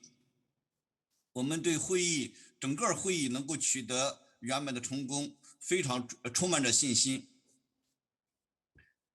中方赞赏自2011年以来，世界遗产能力建设战略通过以来呢，缔约国、世界遗产中心和咨询机构开展的卓有有效的工作，赞赏遗产相关的2类中心、教习和其他合作伙伴所做出的积极贡献。中方注意到世界遗产中心正根据第43届遗产大会的决定，对能力建设进行战略的评估。中方呢，乐见下阶段的能力建设战略充分借鉴评估工作汲取的经验，更多的关注非洲等代表性不足地区的遗产能力的提高，通过能力建设惠及非洲国家、小岛屿国家，同时呢，鼓励青年一代更加充分的参与，推动建立平衡、可信、具有代表性的世界遗产名录。正如大家所知道的，中国国务院副总理孙春兰女士在昨天的开幕式上郑重地宣布，中方将在未来5年提供100个奖学金的名额，支持发展中国家，特别是非洲和小岛屿国家，培养世界遗产方面、保护方面的专业人才。中方将与教科文组织共同实施非洲国家世界遗产申报和保护管理能力建设项目，举办非洲世界遗产申报和保护能力建设论坛，助力非洲国家保护世界遗产，改善世界遗产名录的代表性、平衡性和可信度。很高兴看到沙特代表团提交的决议案的修正案，我们对修正案的这个表示支持。谢谢。Thank you. Now South Africa.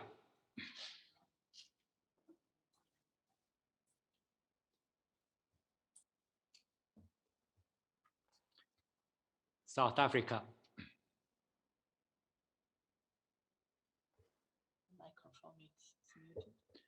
Maybe your microphone is muted. Yes, thank you. Yeah, okay, it's okay. Thank you, Mr. President. South Africa wishes to join other delegations in congratulating you and China and your country, China, for hosting and presiding over these important sessions, especially during this very difficult period. We believe, Mr. Chairperson, that capacity building should be at the core of the work of the Secretariat in providing support to state parties to implement the 1972 Convention. We particularly concerned, Mr. Chairperson, as China has recently highlighted, that there are too few properties on the World Heritage List from the African continent, and there are too many properties from the African continent that are in the endangered list. That is why we fully support, as South Africa, the amendments that are being proposed by Saudi Arabia, and to the extent that the Saudi Arabia brings to the fore important issues such as a need for a robust result-based capacity building strategy for 2023 to 2032. Saudi Arabia has also highlighted an important point that there's a need to ensure that such a strategy should result in enhancing expertise and strengthening regional expertise to enhance skills in order to address issues of capacity building on the continent. With these words, Mr. Chairman, we fully behind the proposed amendment by Saudi Arabia. I thank you. Thank you. Now, Kyrgyzstan, you have the floor. Mr. Chairman, of the extended 44th session of the World Heritage Committee, on behalf of the Kyrgyz Republic, I would like to congratulate the Republic of China for hosting this committee for World Heritage Committee. The preparation of this meeting of this stature can be challenging because of this current COVID situation. Therefore, we convey our sincere thanks for organizing this challenging session, and we wish a fruitful meeting. This session is exceptionally dense and important. The commitment of the UNESCO Secretariat and the UNESCO World Heritage Center, as well as the efforts made by the representative of ICOMOS, ICROM, AUCNN to examine the state of conservation and nomination. We wish to thank them in their contribution and their efforts. So we would like also support the Saudi Arabian amendments. Thank you, Mr. Chair. Thank you. Now, St. Kitts and Nevis, you have the floor.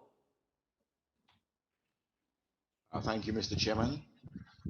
The delegation of St. Kitts and Nevis wishes to congratulate you on your appointment as chairman and for the excellent hosting of this meeting by the government of China.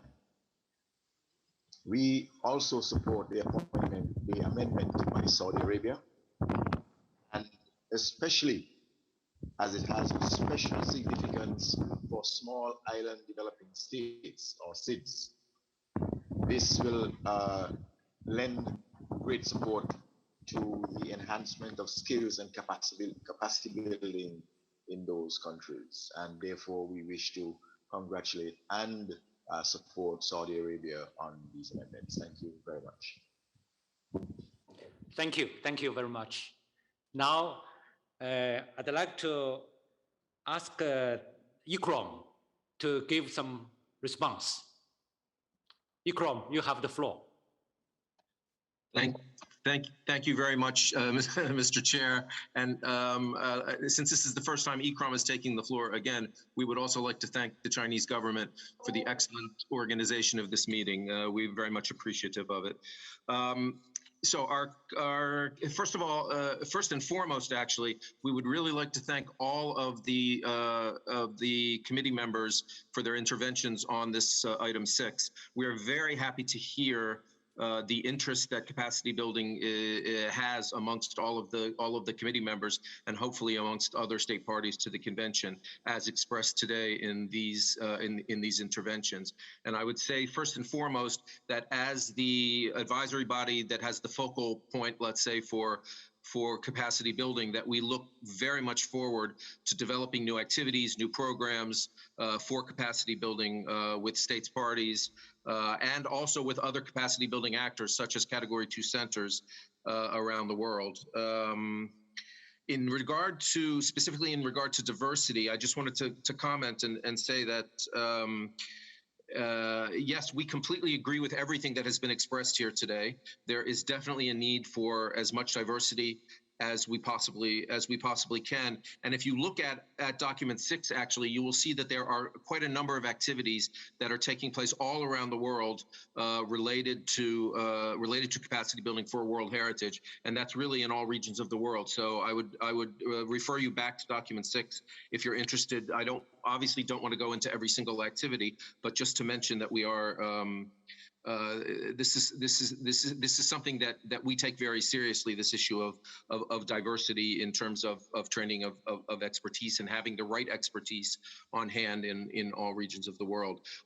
Specifically in relation to Africa, I would certainly hope that committee members would recall that Ikram, along with the World Heritage Center, actually had a 12-year capacity building program in Sub-Saharan Africa, Africa 2009, and subsequent to that, we've been working with the Africa World Heritage Fund, with IUCN, with ICOMOS, and with other, again, with other capacity building partners in terms of trying to work with that region. And again, I mean, this is an area that Ikram has been very interested in for a long time. We've actually initiated a new program called Youth Heritage Africa, which will involve not just World Heritage, but World Heritage will certainly be a part of it.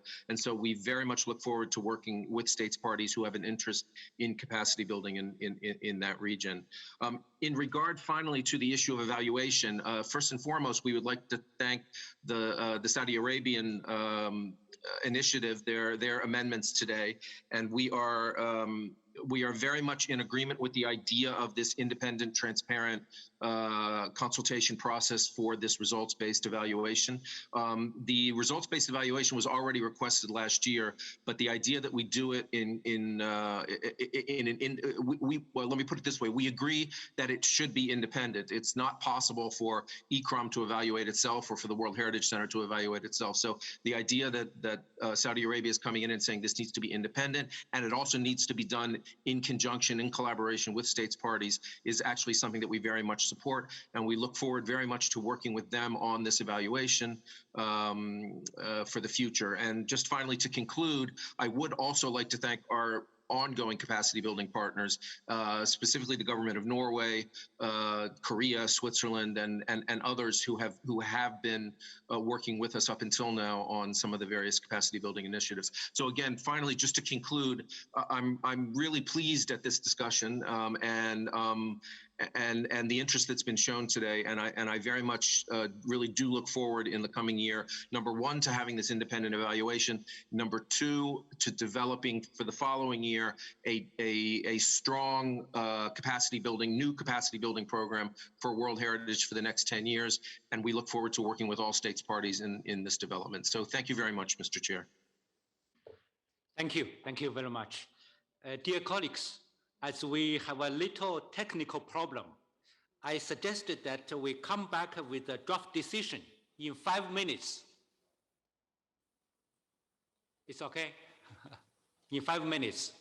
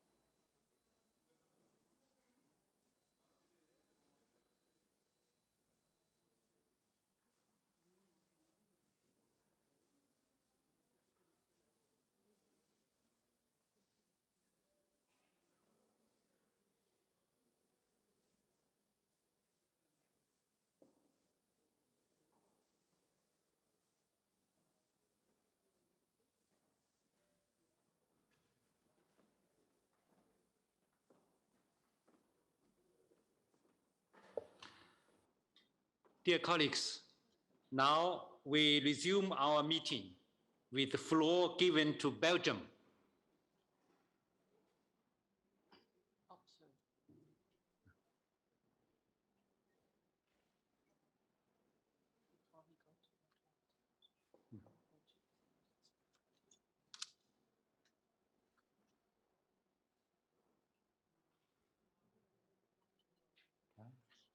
It's okay, yeah.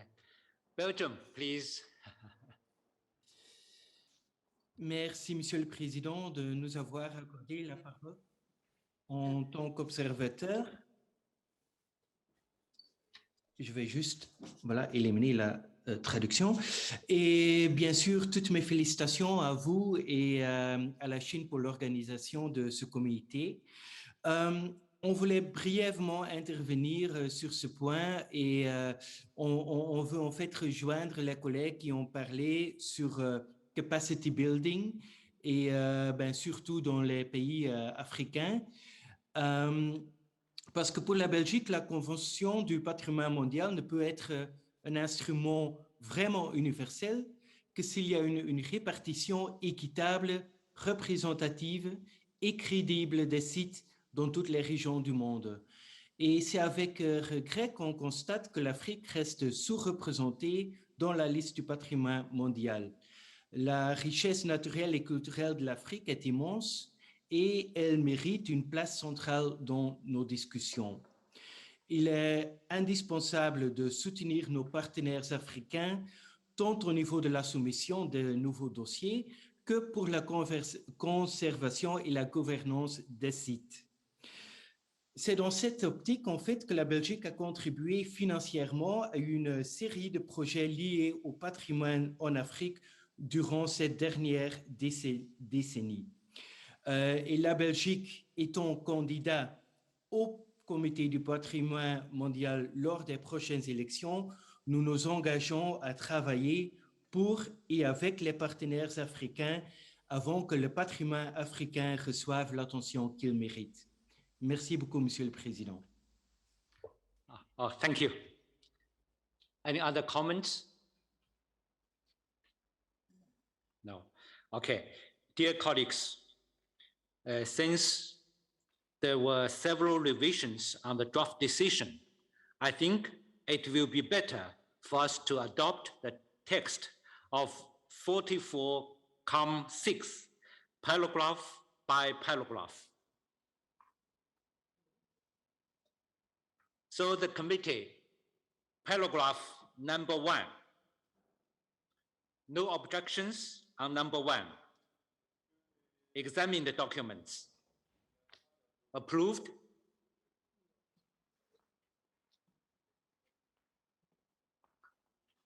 Okay, approved.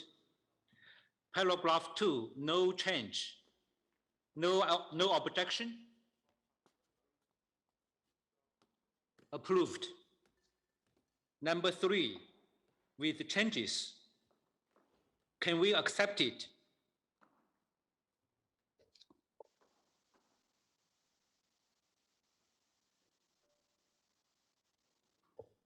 Dear colleagues, do you want our rapporteur to read it?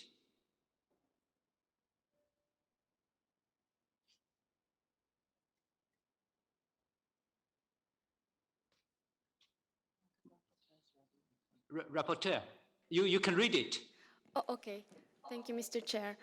New paragraph 3 reads, also recalling that capacity building is one of the strategic objectives of the World Heritage Convention and is at the core of the sustainable implementation of the Convention, and therefore is a priority for the effective implementation of the World Heritage Convention for all stakeholders. Shall I continue with all the paragraphs, or shall we adopt paragraph by paragraph? The paragraph by paragraph. Okay. Dear colleagues, no objections? Number 3. Okay, approved. Thank you. Number 4. Rapporteur, please. New paragraph 4 expresses its concern over the challenges faced by the state parties in the protection and conservation of World Heritage properties in the face of increased global economic, social, digital, and environmental challenges, as well as the need to strengthen national and local capacities through enhanced knowledge exchange, capacity building, and training of current and future national and local officials in heritage conservation and management. Okay, no objections? Okay, adopted. Number 5, rapporteur, please. takes note of the need to enhance expert diversity, strengthen regional expertise, enhance skills to address issues at endangered sites, develop technical and vocational training modules for youth, develop competencies for all World Heritage stakeholders, improve the use of digital technologies within the process of identification, protection, conservation, presentation and transmission to future generations of the cultural and natural heritage, and to develop a strategic multi-stakeholder partnership program to enhance the credibility and visibility of the World Heritage brand globally. No objections? Okay, adopted. Number 5, with some changes. Rapporteur, please. It also takes note of the challenges faced by all stakeholders to maintain capacity building activities during the global COVID-19 pandemic and commends the progress made by the state parties, the World Heritage Center, the advisory bodies, Category 2 centers under the auspices of UNESCO related to World Heritage, as well as the UNESCO chairs with the implementation of the World Heritage Capacity Building Strategy, and notably the efforts to adapt capacity building activities during the global COVID-19 pandemic. Okay, no objections? Okay, approved. Number 6, Rapporteur, please. New paragraph 7, we have no changes in new paragraph 7, 8, 9, Mr. Chair. Okay, paragraph 8, 9. And yes. Our next change is in new paragraph 10. New paragraph 10. Okay, for the paragraphs, there are no changes, no objections. Okay, adopted. Now, continue. New paragraph 10 reads, also takes note of the 10-year anniversary of the WHCBS in 2021 and further recalling its request for an evaluation of the WHCBS, notes that no funding has been made available for this purpose to date and therefore will consider reallocating USD 30,000 as seed money from the World Heritage Fund under item 14 of the agenda to initiate the evaluation and the creation of a new WHCBS. No objections? Okay, Saudi Arabia, you have the floor. Thank you, Mr. Chair, for giving us the chance to present this amendment. I would like also to thank all delegations who expressed their support and investment in this amendment. I would like here to confirm again Saudi Arabia's commitment to contribute to the evaluation of the strategy. Thank you, Mr. Chair. Okay, thank you. Egypt, you have the floor.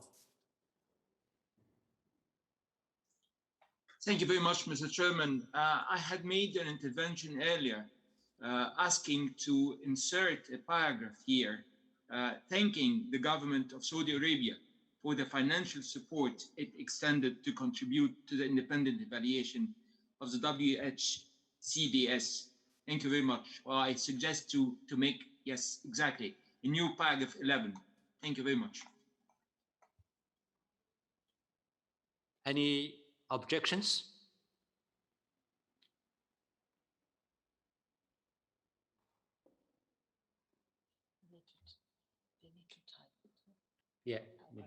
Yeah, type. Yeah, okay.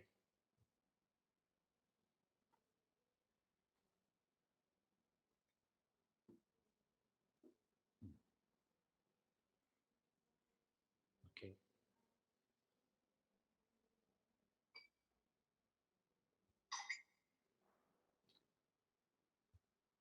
It's okay. Rapporteur, can you read it? Yeah.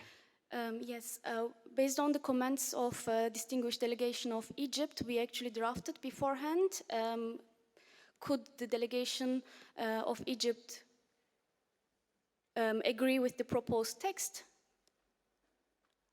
notes with appreciation the generous financial support offered by the State Party of Saudi Arabia to conduct the mentioned independent evaluation of the WHCBS. It was originally actually added as the new paragraph between paragraphs 11 and 12, but if the delegation of Egypt would prefer it in this location, it would be fine as well. Egypt is okay for you? Yes, it's okay for us, Mr. Chairman. Thank you very much. Okay. Any objections? No? Okay, let's continue. Mr. Rapporteur. Thank you, Mr. Chair. New paragraph 12 reads, requests the World Heritage Center and ICROM, in cooperation with IUCN and ICOMOS, to submit an independent, results-based evaluation of the outcomes of the WHCBS, based on close consultation and a participatory, transparent, and inclusive process with the state parties and other capacity-building stakeholders and beneficiaries for examination at its 45th session. Any objections? No? Okay, approved. Ms. Rapporteur, you continue. Yeah, go on. New paragraph 13 also requests, based on the independent results-based evaluation and assessment of the outcomes of the WHCBS and taking into account the results of the periodic reporting process, that a new WHCBS with clear priorities, strategic objectives, expected outputs and outcomes, and relevant indicators be developed for a time period of 2023-2032 and presented, if funding allows, for review at its 46th session. Any objections?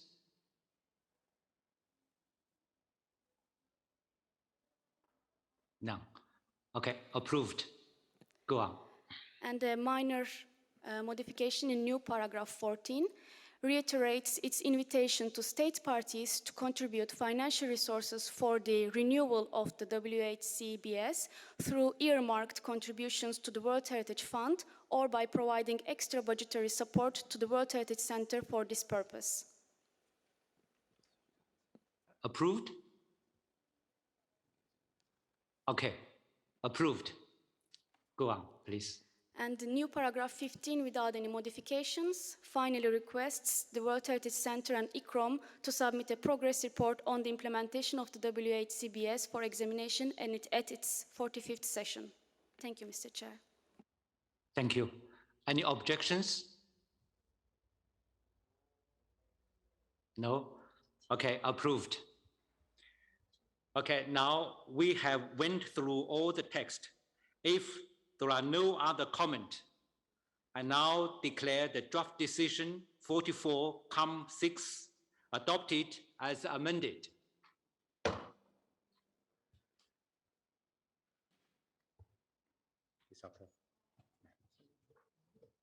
Dear colleagues, we are approaching at the end of today's agenda. As I have highlighted at the outset of our work, we as committee members should demonstrate our responsibility and determination to preserve and ensure a future legacy for humanity. As you know, our heritage is facing a level of threat never reached before in the history of the Convention, including current challenges of over-exploitation of natural and cultural resources, as well as the direct and indirect impacts of armed conflicts and natural disasters. Most recently, the consequences of the unprecedented worldwide pandemic. This underlines the urgent necessity for the full engagement of governments, international organizations, civil society organizations, private sector, local communities, and all other key stakeholders to protect the World Heritage properties. Therefore, I took, as chairperson of the extended 44th session of the World Heritage Committee the initiative to present to you with a declaration to be adopted by the World Heritage Committee as a message to the international community, affirming our common endeavor in protecting our heritage for the future generations. I have proposed to name this declaration the Fuzhou Declaration. This text has been shared with all members of the committee who had the opportunity to comment and enrich it. The final text is also displayed on your screen. I would like to know whether there are any comments.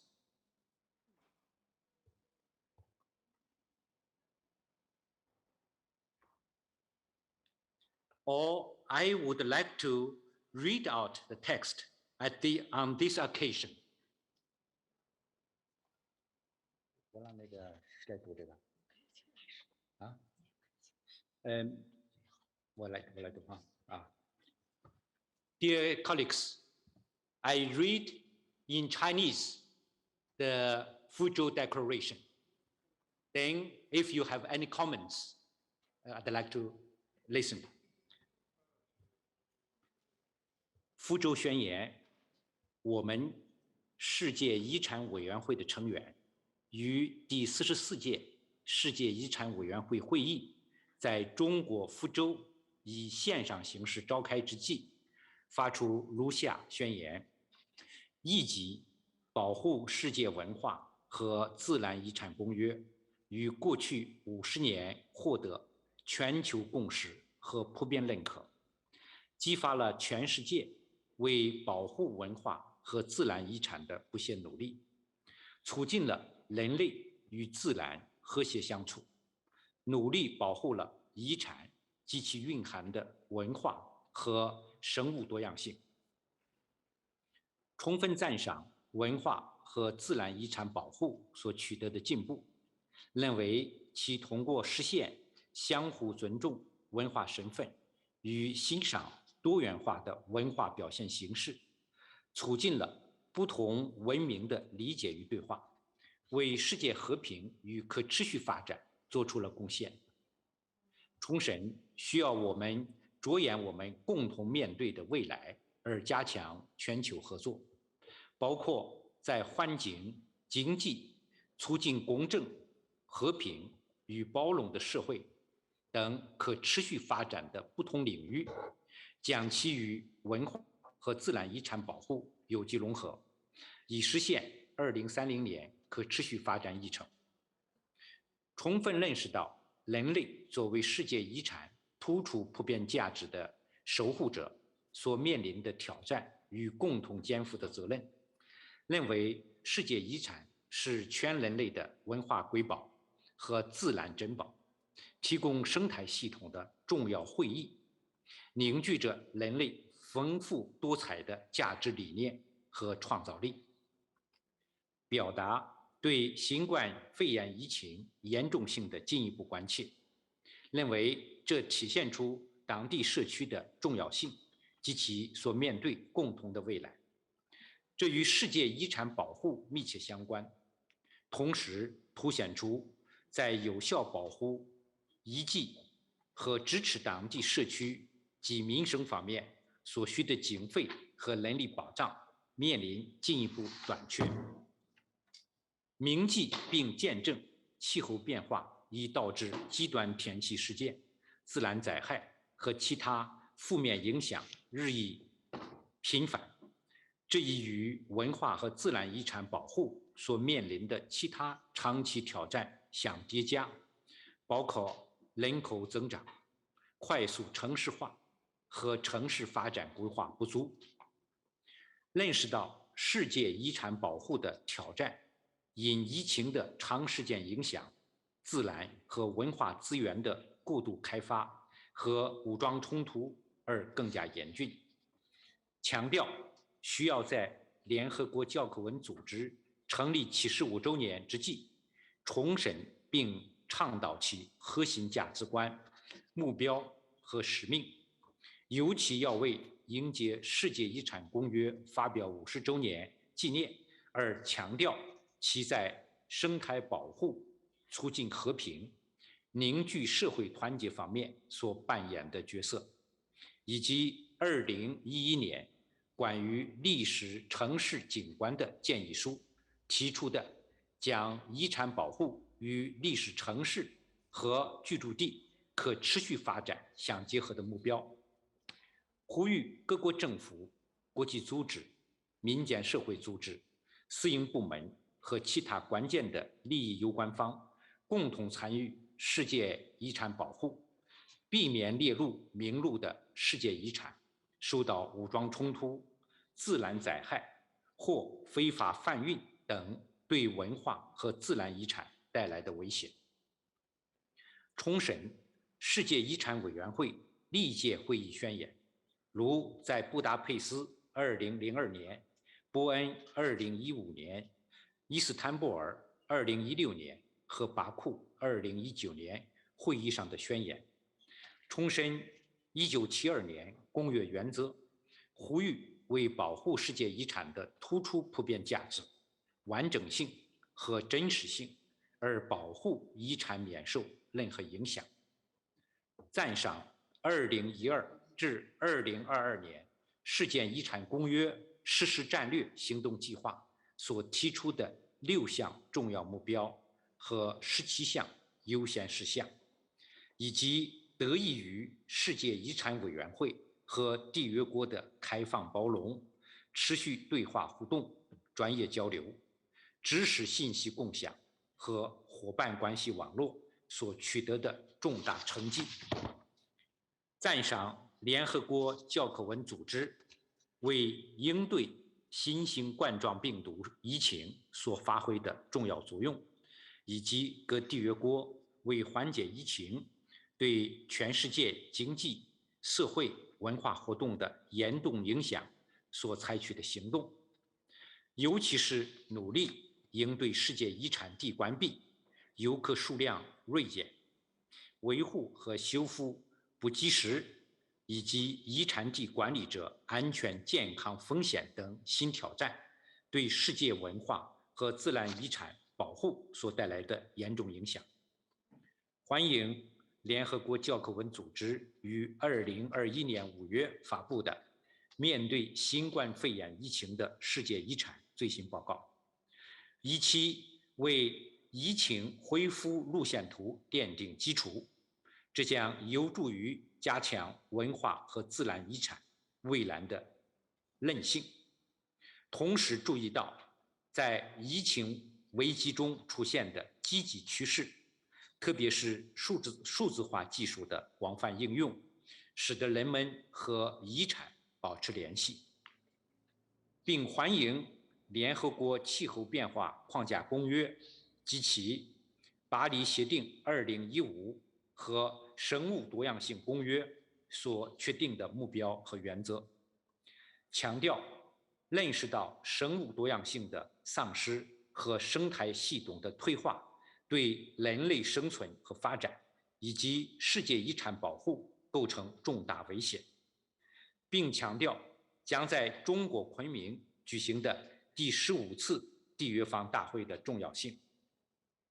感谢中华人民共和国政府为举办第44届世界遗产大会做出的贡献，要求进一步加强与文化和生物多样性相关公约之间的协同作用，对自然遗产和文化遗产地的保护采取整体办法，并呼吁缔约国加强国际团结，通过促进人与自然新的关系来保护文化和自然遗产，呼吁开展更紧密的国际合作，开展适当的研究和规划，以实现保护与可持续发展之间的平衡，同时秉承全人类共同价值，在普遍的多边主义框架内，为应对世界遗产现有挑战而探索新机遇，敦促学术界、民间社会和社区更广泛的参与，大力加强遗产保护与社会和经济发展之间的关联，以期根据2015年世界遗产可持续发展政策保护世界遗产，使所有人受益。呼吁向有需要的国家，特别是非洲和小岛屿发展中国家提供更多支持，以建立更有平衡性、可信度和地域代表性的世界遗产名录。这也有利于提高认识、强化能力和完善文化和自然遗产保护活动，强调数字技术在有效改善遗产管理和能力建设方面的潜力，呼吁国际社会扩大对发展中国家的支持，优先关注非洲和小岛屿发展中国家，利用新技术优化创新性解决方案，邀请全体缔约国通过正规和非正规教育，加强面向青年人的世界遗产教育和知识分享，以提高他们对世界遗产保护必要性、价值、知识和技能的认识，培养新一代世界遗产青年保护者，并邀请缔约国参加并参与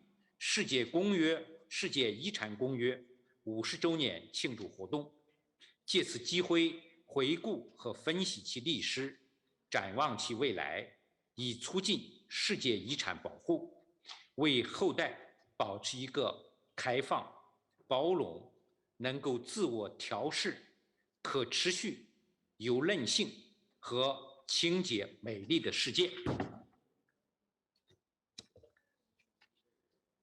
Okay, I have read the text of Fuzhou Declaration. So I'd like to know whether there are any comments.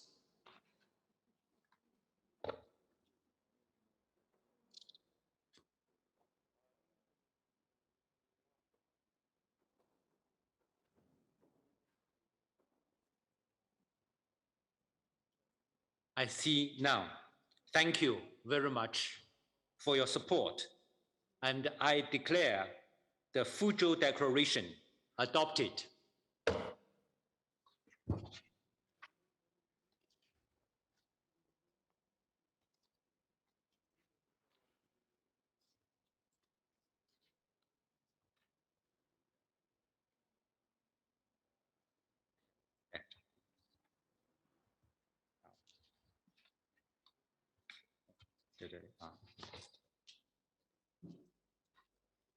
Dear colleagues, before we resume the examination of items on our agenda, and as indicated in our timetable, I would like us to dedicate a few more minutes to two other very important events that took place on the lead up to the 44th session, namely the World Heritage Young Professionals Forum and the World Heritage Site Managers Forum.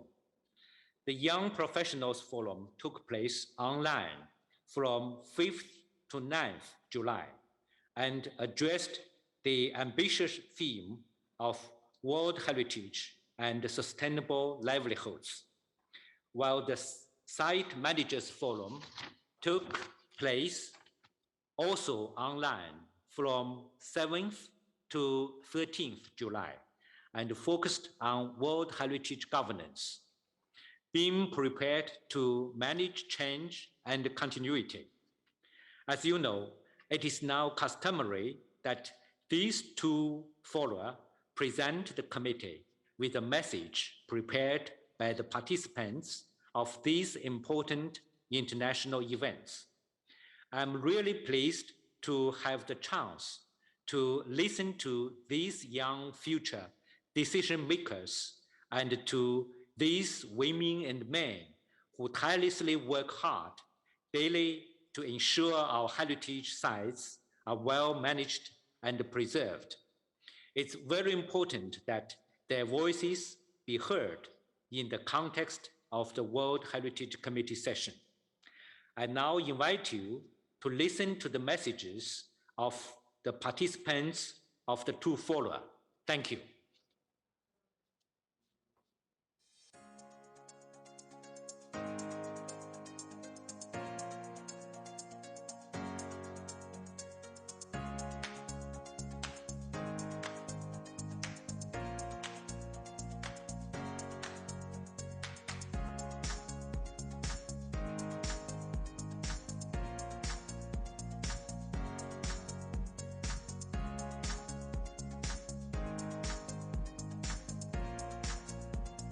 We, the participants of the UNESCO World Heritage Young Professionals Forum 2021, would like to extend our sincere thanks to Vice Minister of Education of the People's Republic of China, Mr. Tian Xuejun, Chairperson of the 44th session of the World Heritage Committee, and to the UNESCO World Heritage Center. Furthermore, we are grateful to the National Commission of the People's Republic of China for hosting the forum and the groups of experts and facilitators for the enriching insights and mentorship, and would like to share our recommendations with all heritage stakeholders through this outcome document, Youth Voices on World Heritage and Sustainable Livelihoods. We recommend encouraging dialogue and enhancing the inclusive participation of local communities and youth toward world heritage governance by promoting safe spaces for communication and councils, by developing new media platform for literal exchange, and by democratizing the decision-making processes, creating wider universal knowledge sharing platform accessible to all stakeholders, led by UNESCO in collaboration with advisory bodies, state parties, national, regional, and local governance structures, which would provide the best practices, guidelines, and propose strategy to empower local actors, supporting and mobilizing community heritage networks, and establish feasible and realistic exit strategy for external agency working on the field. Revise, discuss, and update world heritage management plans in shorter time duration at the local level to account for evolving sociocultural context, value, perception, knowledge, and priorities for the stakeholders over time. Establish a dialogue and strong synergies with various sectors, those particularly engaged with digital technologies, toward world heritage management in order to benefit from intersectoral expertise, encouraging the management and tourism bodies to implement sustainable tourism practices through cross-sectoral collaboration, and holding accountable the existing established management frameworks through the Qatar 2013 indicators, supporting local tourism through community-led projects on the ground by incorporating local knowledge into development projects, recognizing and promoting the role of cross-sectoral institutions in the field of culture and environment in propagating the community's narratives and affinity to World Heritage sites through storytelling and other formats of documenting ethnographic information, empowering the local communities to develop their own narratives to interpret heritage documentation, conservation, and management through a mixed approach of modern technology and the community's traditional knowledge and skills, advocating equitable access to technology and connectivity at and around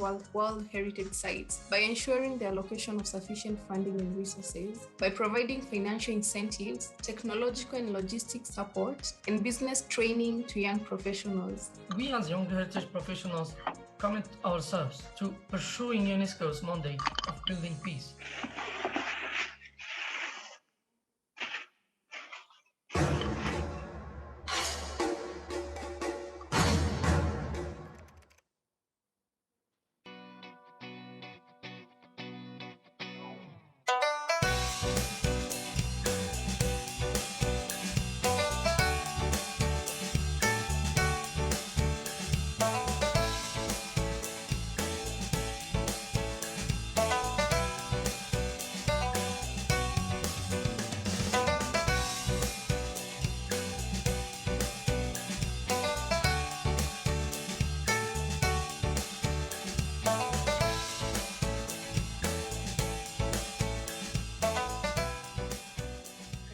Would like to thank the People's Republic of China for hosting and facilitating the online meeting to ensure the continuation of the forum as a venue for discussion, knowledge sharing, and exchange, especially in the COVID-19 global health crisis.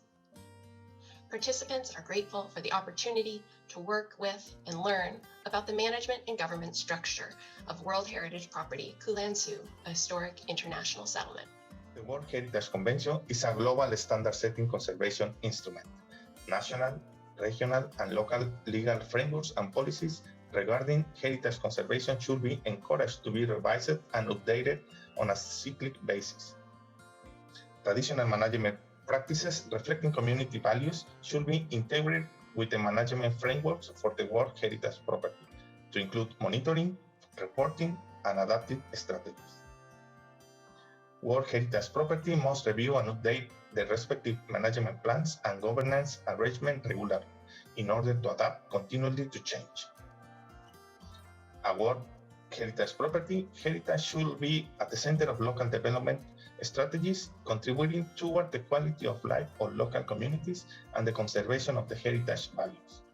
Management system of World Heritage properties needs to be based on approaches that enable functional management and decision-making grounded on technical advice, promoting active consultation with relevant and concerned actors, and setting up appropriate data management systems for management actions. The management system should be interconnected and respond to different levels, national, regional, and local, with reciprocal cooperation between the different levels of governance. State parties are encouraged to establish management systems at the site level and provide continuous resources for site managers to set and achieve sustainable and strategic management objectives to respond to ongoing issues and challenges. Heritage is not only a component to be preserved, but to be seen as a sustainable resource for the future which has developed in a time-tested manner.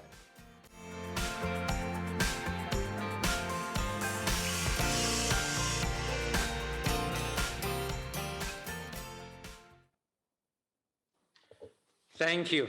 Thank you very much for these thoughtful messages, of which the committee will take good note. Thank you. Dear colleagues, we're now moving to the examination of one of our major agenda items, namely item 7 on the state of conservation of World Heritage properties. This year, there are 2 draft decisions proposed for adoption within the related document 7. Decision 44-7.1 on statutory matters related to the reactive monitoring process. Decision 44-7.2 on the conservation issues. I would like to inform you that as for the past years, this item will remain open to possibly taking into account the debates held on the agenda items 7A and 7B. The draft decisions 7.1 and 7.2 will therefore only be adopted once we have completed the examination of items 7A and 7B. Before we proceed with this item, I'd like to inform you that since our last session in July 2019, the World Heritage community at large was saddened again by the loss of human lives, including of staff tragically killed while on duty, fighting against illegal activities within World Heritage sites. Therefore, I'd like to propose that tribute be paid to them and that we all observe 1 minute of silence in their memory. Stand up for 1 minute.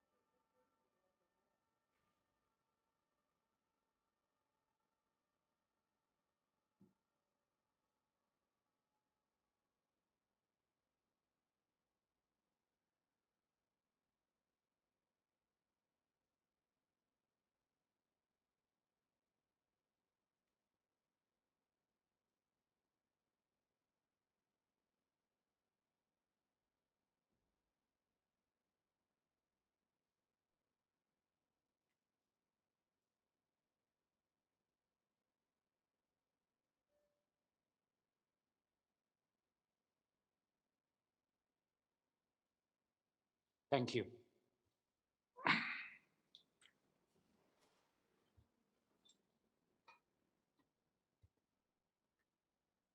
Dear committee members, I'd like to now give the floor to Ms. Rossler, Director of the World Heritage Center, to introduce this item. Ms. Rossler, please. Thank you very much, Mr. Chair. You have the document number 7 in front of you.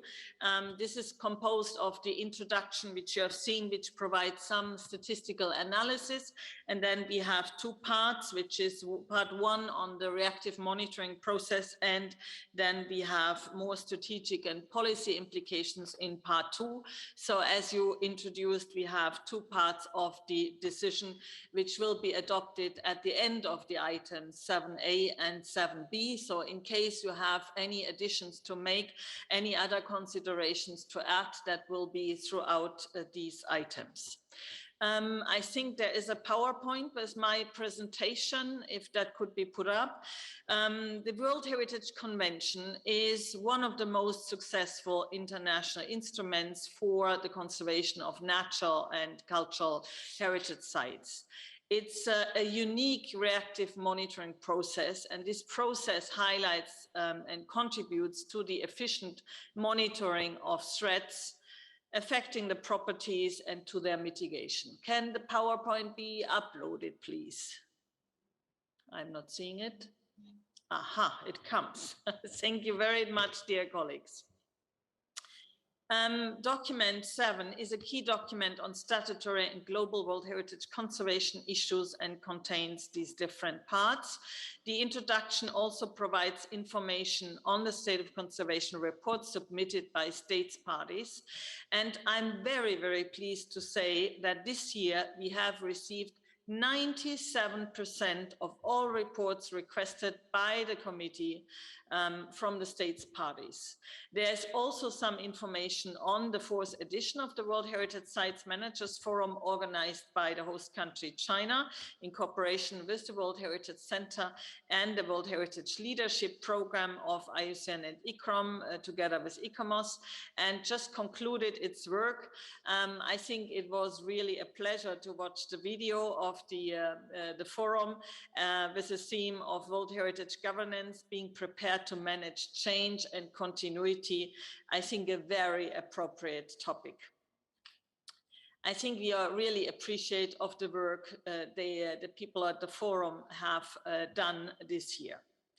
In part 1, document 7 proposes a follow-up to the very comprehensive and positive evaluation of the reactive monitoring process, which you had requested in 2016 and which was presented to you in the last session of the World Heritage Committee last year in Baku, 2 years ago in Baku in 2019. A matrix for the implementation of all the recommendations made by the 2 independent experts is being proposed for the adoption by the committee this year. In preparing this matrix, we took good care of the order of priorities set by the committee in 2019, with an initial focus on the recommendations relevant to communication, capacity building, this you have also just discussed, including for site managers and finance. The matrix can be found at the web address showing on the screen, which you have here in front of you. Next slide, please. The document also addresses one of the committee's concern of the previous years, which is the list of World Heritage in danger, and the need to identify ways to better assist states parties with properties on this list and with the development of costed action plans and desired state of conservation for the removal of the property from the list of World Heritage in danger. It also looks more in depth at the properties which have been inscribed on this list for over 10 years. At the request of the committee, the World Heritage Center also launched a project with the aim to overcome the negative perception of the list of World Heritage in danger. A contractor will conduct a series of interviews in this regard, as well as an online survey to collect inputs from all stakeholders concerned of this convention. I would like to thank Norway for its generous support in this activity. Next slide, please. In part 2, this is dedicated to global conservation issues. More comprehensive information is provided on emergency situations in conflict areas. And thank you very much, Mr. Chair, for this minute of silence, because many of our rangers, etc., they face very difficult situations. And we provide also information on the tragic loss of human life resulting from these conflict situations, but also the devastating damage and the continuing threats facing culture and natural heritage in general. This part also provides detailed information on UNESCO's action to advocate and to mobilize the international community for the protection of the endangered cultural and natural sites. Next slide, please. The destructions over the past few years brought to the question of recovery and reconstruction sharply into focus. Since the adoption of the Warsaw Recommendation on the rehabilitation and reconstruction of cultural heritage, several activities have been taking place aiming at helping development practitioners, national and local authorities, and international organizations integrate culture into all phases of urban reconstruction and rehabilitation processes in urban crisis situations following conflict or natural disasters. This section of document 7 reviews most of the activities that took place over the past 2 years and provide links to relevant seminars, workshops, publications in this regard. I would like to especially thank our Category 2 Center in Bahrain for the workshop on reconstruction and the Polish authorities for providing costs for the translation and assisting of the translation of the Warsaw Recommendation into Arabic, which has been published. Dear committee members, a recent global assessment made by the Intergovernmental Science Policy Platform on Biodiversity and Ecosystem Services, IPERS, shows that nature is declining globally at rates unprecedented in human history. And the rate of species extinctions is accelerating. Considering this current biodiversity crisis and its impact on world heritage, Document 7 proposes also detailed insights into the contribution the World Heritage Convention can make into the post-2020 global biodiversity framework. This contribution is also highlighted in the World Heritage Review, number 96, which you see here on the screen, which we published in December 2020. The World Heritage Center and IUCN have been actively engaged in the development of the new GBF, that is Global Biodiversity Framework, in various capacities, including preparatory processes, workshop and policy submission, and participation in meetings with the members of the Bureau of this committee. And I would like to thank the Bureau members particularly for their participation. In part 2 of this document, we have also decided with the advisory bodies to address the issue of buffer zones, to remind all actors of the convention about the need to better design buffer zones in order to better fulfill their key objective to support the outstanding universal value of the property, and about the need to put in place effective protection and management regimes that prescribe and regulate development in buffer zones, foster specific land use practices, contribute to sustainable development, and overall ensure good cultural, environmental, and landscape connectivity within the wider setting. And I think you have all experiences relating to these matters with buffer zones, which were so often discussed at World Heritage Committee sessions. At several occasions, the committee expressed concern about the growing impacts of the extractive industries on World Heritage properties and urged all states parties and leading industry stakeholders to respect the so-called no-go commitment by not permitting extractive activities within World Heritage properties and to ensure that their outstanding universal value is not impacted. To date, 30 major extractive industries companies had subscribed to this commitment. The World Heritage Center, with the support of the advisory bodies, has continued dialogue with the banking and investment sector on the no-go commitment and to ensure that they are not financing projects that may negatively impact World Heritage properties. At the time, 13 companies have confirmed that they have some form of policy in place and submitted it to the World Heritage Center. In 2018, the World Heritage Center and the UNEP Finance Initiative Principle for Sustainable Insurance, in partnership with WWF, launched the first ever global insurance industry statement of commitment to protect the outstanding universal value of World Heritage properties, which has already been subscribed to by 17 major insurance companies. Dialogue is also ongoing with the International Hydropower Association, IHA, regrouping the major players of the hydropower industry in order to integrate a similar no-go commitment.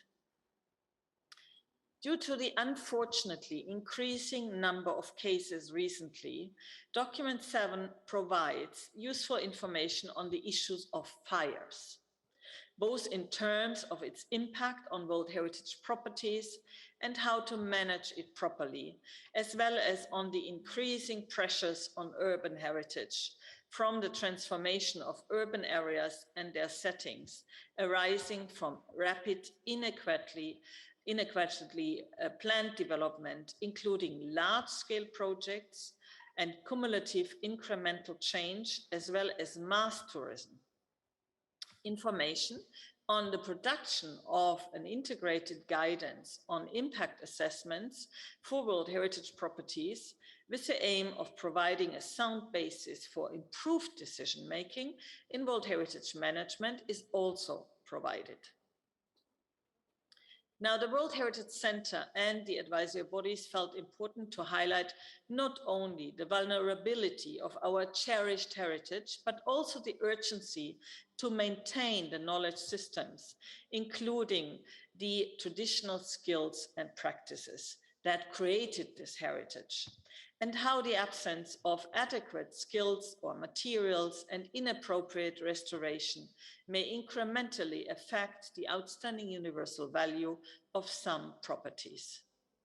Last but not least, Mr. Chairperson, we wanted to share with all states parties how the application of space technologies for World Heritage monitoring and conservation could prove extremely useful, notably in identifying threats to properties, particularly for those in situations of conflict and after natural disasters that may be inaccessible. And I think, Mr. Chair, we have made a lot of progress in this regard, especially during COVID times, and used new technologies also for monitoring of sites, and had also extensive collaboration with ESA in this regard.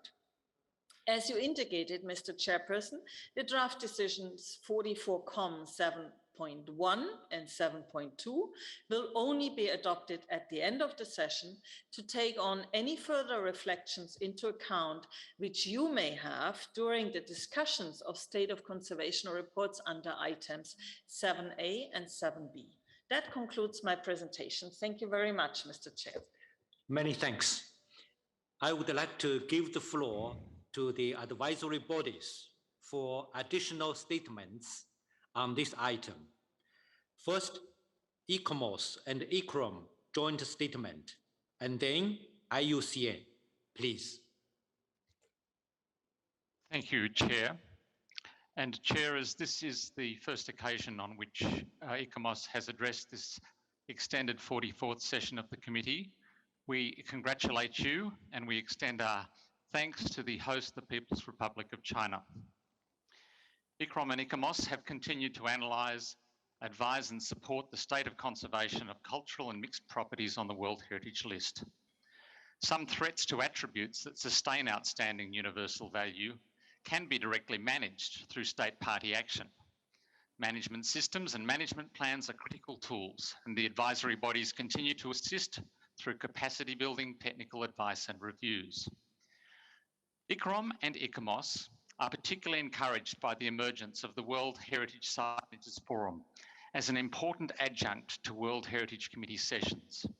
All three advisory bodies have been pleased to deliver the highly successful and well-attended 4th World Heritage Site Managers Forum online on the theme of World Heritage Governance, being prepared to manage change and continuity. ICROM and ICOMOS have been active participants in the ongoing evaluation of the reactive monitoring process and have proactively contributed to prioritising implementation of high priority recommendations. The initiatives arising from the evaluation have great potential to improve the efficacy of reactive monitoring, but the proposed changes will require significant additional funding. ICROM and ICOMOS emphasise that, as acknowledged in the draft decision, inscription on the list of World Heritage in danger should marshal international support to help the state party to address the challenges faced by the property. ICROM and ICOMOS express concern that some state parties present listing in danger as a sanction or punishment, which is neither correct nor helpful to effective conservation. An important part of the process is development of a program to achieve a desired state of conservation for the removal of the property from the list of World Heritage in danger, as provided in paragraph 183 of the operational guidelines. For some properties, this has proven problematic, owing to circumstances that have prevented reactive monitoring missions. ICOMOS has been pleased to collaborate with the World Heritage Centre in pilot projects at the ancient city of Damascus and at the old town of Ghadames, supporting the state parties in preparing DSOC-R documentation and identifying corrective measures using innovative collaborative approaches without an in-country mission. ICROM and ICOMOS note the implications of the COVID-19 pandemic for reactive monitoring. One of the biggest challenges resulting from this crisis has been the lack of a committee session in 2020, which has left some threatened properties in limbo. Reactive monitoring missions have not occurred during the pandemic, but it has nevertheless been possible to evaluate the state of conservation based on information provided by state parties and other sources, to provide technical reviews and to formulate evidence-based advice. The operational guidelines do not require a mission before the committee can intervene and provide appropriate guidance, requests or other decisions. Technical reviews of proposed actions which may affect the outstanding universal value of inscribed properties have become increasingly important during the pandemic. These reviews rely on timely submission of comprehensive documentation by state parties. Early submission, in accordance with paragraph 172 of the operational guidelines, allows a collaborative approach and better outcomes. The majority of problems occur when a project proceeds without this prior consultation. The need for measures to protect the immediate settings of properties through buffer zones is becoming more and more critical because of increasing pressures from external threats, the widening use of heritage, environmental and strategic impact assessments, and the expectation that properties can and should support sustainable development, particularly for communities within buffer zones. Currently, only just over 60% of properties have defined buffer zones, and guidance to state parties on designing, establishing, managing, evaluating and monitoring effective buffer zones is currently limited. Best practice guidance is therefore urgently needed, and ICROM and ICOMOS would welcome involvement in its development if extra budgetary support is forthcoming. The expansion of interest by commercial companies in the no-go commitment and the associated expansion of protection to mixed sites is beginning to include cultural sites more specifically within this framework. ICROM and ICOMOS would be pleased to be involved in future dialogue as suggested in the draft decision. Intergenerational transfer of crafts and skill sets and the use of traditional fabric are essential to the maintenance of some World Heritage properties and preservation of their authenticity. As provided in the draft decision, ICROM and ICOMOS encourage existing and new research and training programs about traditional methods, technologies and materials to support the intergenerational transmission of traditional and contemporary restoration and maintenance skills, and to embed these in management systems. ICCROM and ICOMOS have been pleased to contribute to recovery and reconstruction initiatives. In March 2021, ICCROM and ICOMOS compiled and published analysis of case studies on recovery and restoration. And in 2020, ICOMOS also published a special issue of the International Journal of Cultural Property on the theme of authenticity and reconstruction. Cultural World Heritage properties in urban areas continue to be subject to development initiatives and projects that do not always take into account the protection of attributes which convey their outstanding universal value. Particular pressures arise from the transformation of urban areas and their settings through rapid, inadequately planned development.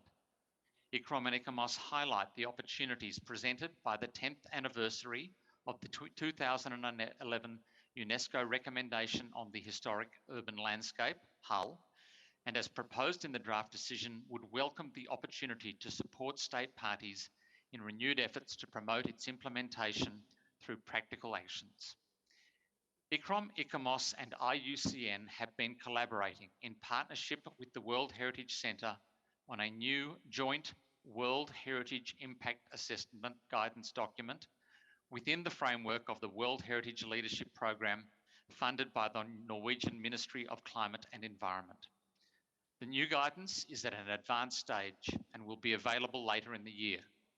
The intent is that this guidance would apply to both natural and cultural properties and to small or large-scale projects, either within broader environmental impact assessments or used standalone.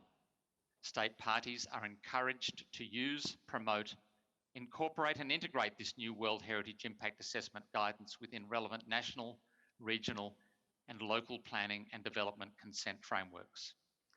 Thank you, Mr. Chair. Thank you very much. Now, IUCN, please. Thank you, Mr. Chair. As this is IUCN's first opportunity also to take the floor, allow me, Mr. Chair, to congratulate you on behalf of IUCN on your appointment to chair our session. And we wish to indicate our sincere thanks also to the host city of Fuzhou. The magnificent ceremony reminded us of how much we'd all like to be together in person for this session. IUCN takes this opportunity to restate its full commitment to work closely with UNESCO, states parties, and the other advisory bodies to comprehensively implement the recommendations arising from the evaluation of the reactive monitoring process. We welcome the prioritized, indicatively costed, and actionable matrix embraced by the committee through decision 43.7 as our agreed framework to take action forward.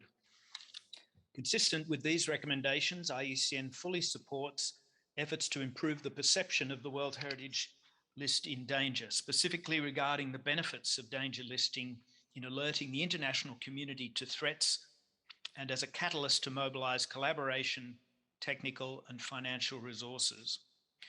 We note the reactive monitoring evaluation reported 86% of surveyed respondents believe danger listing is beneficial or highly beneficial, and 60% considered it assisted in avoiding the loss of outstanding universal value. It is in this respect that we particularly welcome the financial support of Norway in improving the promotion, awareness and positioning of danger listing as a positive tool to address common threats. Mr. Chair, IUCN in this brief intervention would finally like to stress this critical moment in time for the World Heritage Convention to positively influence the shaping of the post-2020 global biodiversity framework and the closely connected global agenda on combating climate change toward achieving the aspirations of the SDGs. The IUCN convened 2019 workshop referenced in document 44.7 articulated the unique contribution that World Heritage has the potential to make, linking nature and culture through the powerful concept of heritage. Recent analysis has shown an extensive overlap between cultural sites and key biodiversity areas, highlighting that this contribution extends beyond natural World Heritage sites. To this end, IUCN strongly supports the calls for greater investment in World Heritage as noted in the draft decision of document 44.com/7. Thank you, Mr. Chair. Thank you. I would like to know whether there are any comments on the entire document 7 on the general state of conservation issues.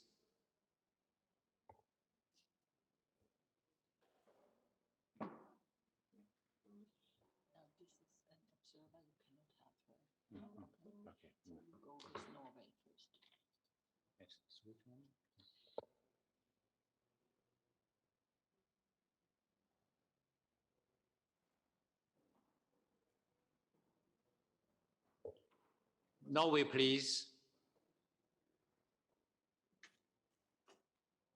Thank you, Mr. Chair. Since it's the first time Norway is taking the floor, allow me to thank China for hosting this session of the World Heritage Committee and to congratulate you with the chairmanship. We will also congratulate China on the very significant and highly important Fuzhou Declaration just presented. This committee meeting and the important decisions we are about to make on the state of conservation are the ultimate test of the convention. We are confident that the Secretariat, even under these difficult and extraordinary circumstances, has strictly followed the agreed rules of the convention. We hope that our fellow committee members share this understanding and take this into account when we are making decisions during this meeting. This year is a crucial year for biodiversity, during which new objectives and new commitments will be made for the coming decade. The world's most important natural areas have protection under our convention. The leadership role of World Heritage properties should not be underestimated. They should offer world-class examples of successful conservation practice. If the outstanding universal values underpinning World Heritage status are under threat, it must prompt decisive action from the global community to protect our most valuable and beautiful cultural icons and biodiverse places and gems on Earth. Over the 4 years as committee members, we have seen an increasing trend of weakening recommendations based on expert advice. This makes us deeply concerned for the future of the convention. We all have a responsibility and a task that may be difficult to grasp, sitting here in front of our screens in its entire seriousness. We therefore urge the committee to take responsible decisions founded on scientific evidence and the principles of the convention for the sake of the integrity and future of World Heritage properties. Finally, we are aware that some state parties would wish to contribute to the discussion on this important agenda item. And with the reference to Rule 22, we would kindly ask Chair to consider giving the floor to the Observer State Party of Switzerland before the state of conservation reports are being discussed. Would this be possible, Mr. Chair? Thank you, Chair. Thank you for your very kind word and comment. Now, Ethiopia, please. Yes. Thank you very much, Chair. I want, first of all, to congratulate you and the People's Republic of China for the adoption of the Fuzhou Declaration, which we adopted earlier. I want to state here, as a developing country, that the declaration encompasses all our concerns as an African country, as a developing country, in meeting the challenges of the future. And truly, we thank China in particular for its solidarity with the peoples of Africa and with my country in particular, and the support you continue to give. Having said that, Mr. Chair, I want to make a couple of comments after the presentation made by the various representatives of the center and ECOMOS as well. One, we view, from our point of view, there cannot be any protection of heritage without development. without development, without people having food on their table, shelter over their heads, and with all the modern amenities that people enjoy in Europe, in America, in Australia, there cannot be heritage protection. It is as simple as that. There cannot be heritage preservation. Therefore, the issue before us is not the dichotomy or the opposition of cultural and natural heritage preservation and development. It's how we create a harmonious development that takes into account the imperatives of cultural and natural heritage protection. If we don't do that, it will be a losing battle. And I'm afraid that the approach we are taking does not go far enough in acknowledging the developmental needs and the needs of the people, first and foremost, that are at the heart, the communities that are at the heart of these heritage sites we want.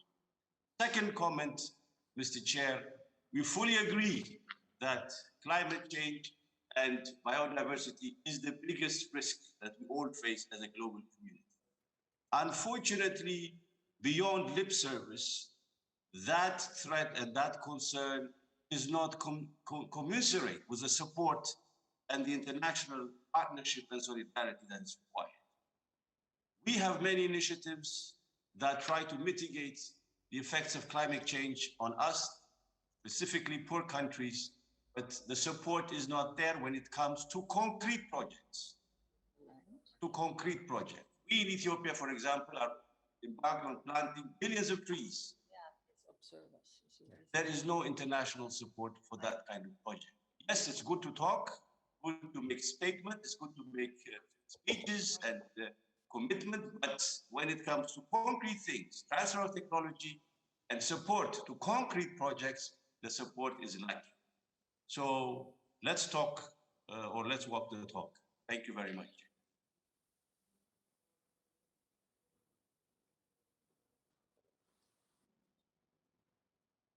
Okay, thank you. Thank you for your very kind words and support to China. And thank you for your comment. Now I'd like to give the floor to Spain. Spain, you have the floor.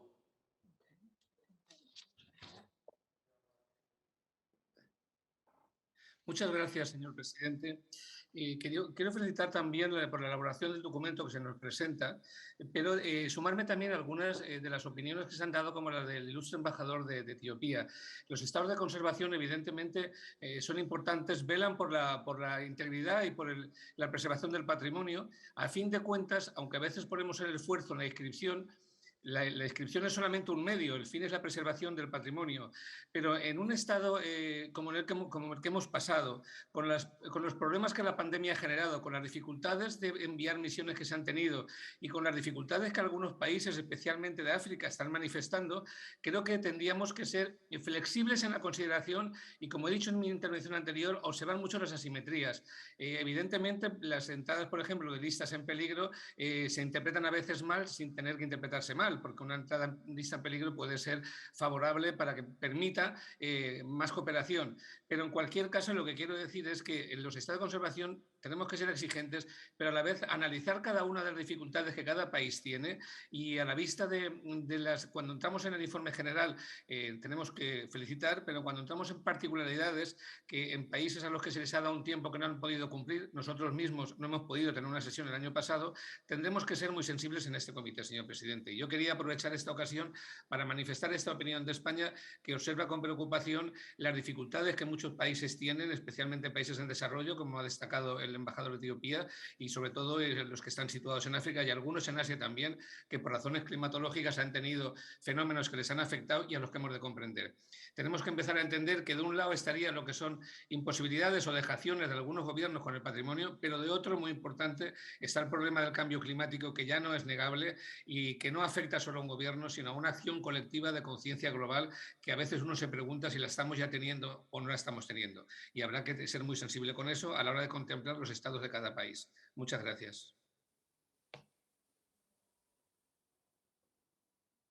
Thank you. Now, China, you have the floor.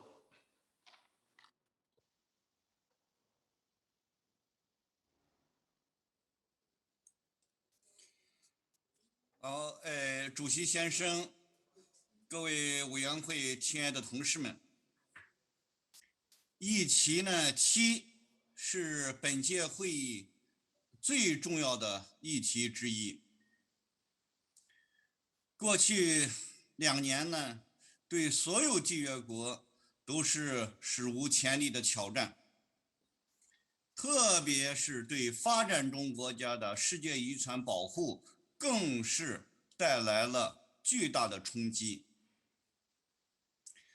在这样的情况下，保护好、传承好、利用好世界遗产是我们的共同的责任。面对疫情常态化的形势，中方希望委员国、缔约国秘书处和咨询机构进行更加密切的合作，采取更加有力的措施，进一步保护、推进遗产保护工作，并对更需要帮助的国家和地区提供更多的支持。中方呢，希望委员会秉持公约的精神，本着科学公正的态度，根据不同地区、不同发展阶段世界遗产地的具体情况进行具体的分析，特别要处理好保护与发展的关系。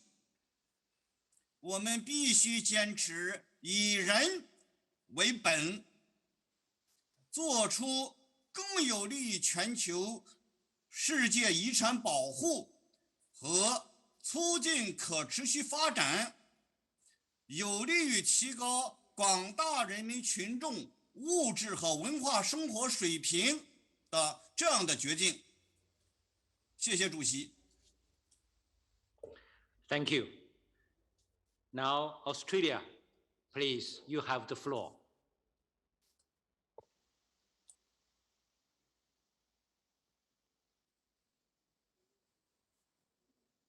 Thank you, Mr. Chair. We didn't hear. Did you offer the floor to Australia? Yes, please, you have the floor.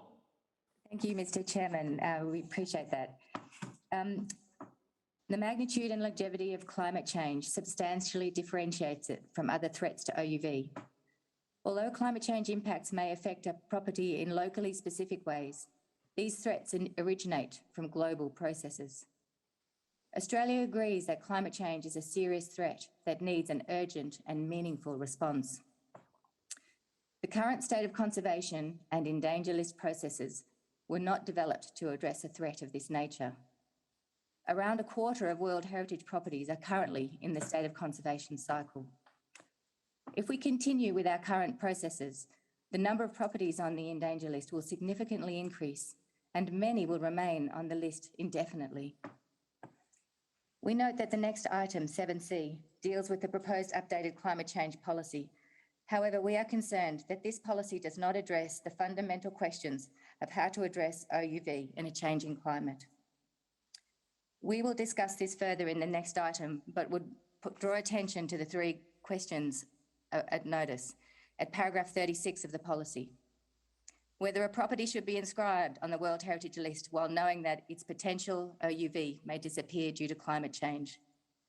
Whether a property should be inscribed on the list of World Heritage in danger or deleted from the list due to impacts beyond the sole control of the concerned state party. The reality that for some natural and cultural properties, it will be impossible to maintain the original OUV for which they were originally inscribed on the World Heritage List, even if effective adaptation and mitigation strategies are applied. And this may require an evolving assessment of OUV. Thank you. Thank you. Now, Bosnia, you have the floor.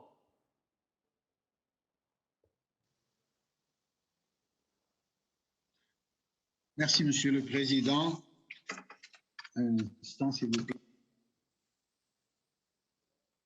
Inspiré par les observations de mon collègue d'Éthiopie, je dois le dire, et par d'autres, mais surtout, c'est observations qui touchent à la vie de nos jours, à la vie au quotidien. Donc, nous parlons d'un côté de la protection des biens et de l'autre côté, parfois, et même souvent, malheureusement, on oublie la vie qui est à côté de nous.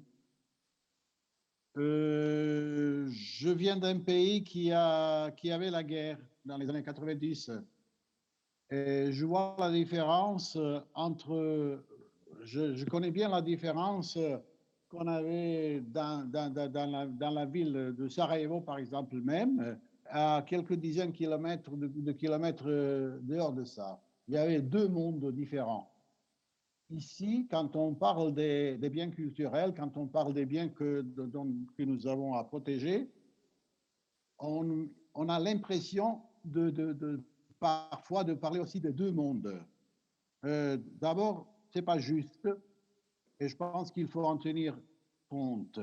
C'est vrai que notre comité n'est pas une agence pour faire face aux problèmes de ce genre. Par contre, il est important de savoir et d'avoir un niveau d'empathie et de prendre en considération l'état des choses sur le terrain et de savoir et de dire comment est-ce que les gens qui sont appelés à protéger les biens dans leur pays, dans là où ils vivent, comment est-ce qu'ils peuvent y penser quand ils ont des problèmes de survie. Je pense, malgré le fait que nous ne sommes pas l'agence que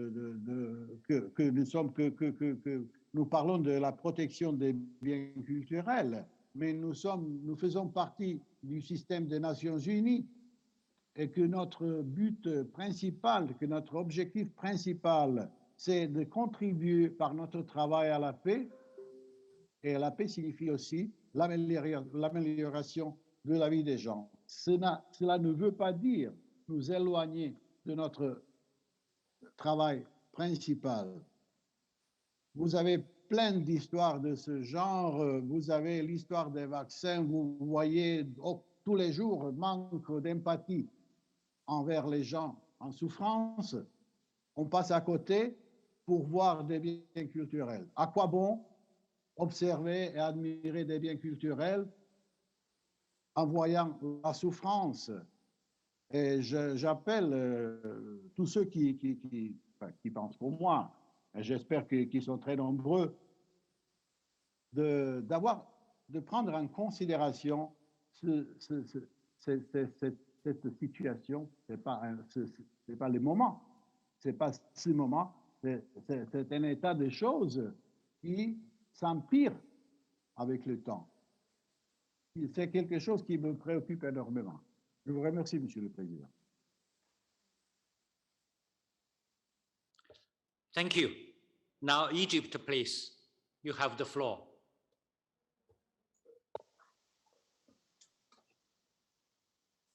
Thank you very much, Mr. Chairman. Allow me first to express our appreciation for you, Mr. Chairman, and also for the delegation of People of the Republic of China for drafting the Fuzhou Declaration and for taking the necessary measures to ensure its smooth adoption. The declaration represents another milestone for the successful implementation of the 1972 Convention and reflects our commitment to preserve natural and cultural heritage. That's been said, Mr. Chairman, I would like also to thank Dr. Rosler, Director of the World Heritage Council, and also the advisory bodies for their presentations. Next year will mark the 50th anniversary, and it's an important opportunity to conduct a reflection on the issue raised under Item 7. These discussions shall be resumed during the upcoming year with the ad hoc working group. We all want to protect natural and cultural heritage. We are all united in this noble goal. However, we have to discuss openly our different perspectives, such as decision-making process, the expertise in the different regions, the mapping of advisor services, and also the balance between protecting heritage and sustainable development. All shall be discussed openly so that we embark on the upcoming 50 years of the Convention on a more solid basis. I thank you very much, Mr. Chairman. Thank you. Thank you very much. Now, Brazil, please. You have the floor. Gracias, señor presidente. Gracias por darnos la palabra nuevamente para comentar en este importante microphone, en este importante ítem de la agenda.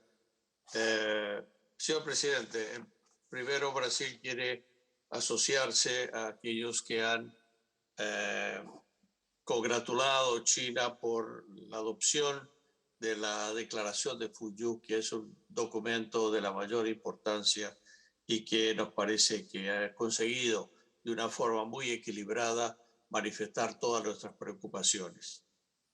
Señor presidente, quiero asociarme a lo que ha sido dicho aquí por mis compañeros de Etiopía, España y China, sobre todo en relación a las dificultades que se presentan en este año particular, atacados que hemos sido todos afectados por el COVID-19, pero al mismo tiempo queremos traer a discusión el tema de la inexistencia, a nuestro ver, de una dicotomía real entre preservación y desarrollo.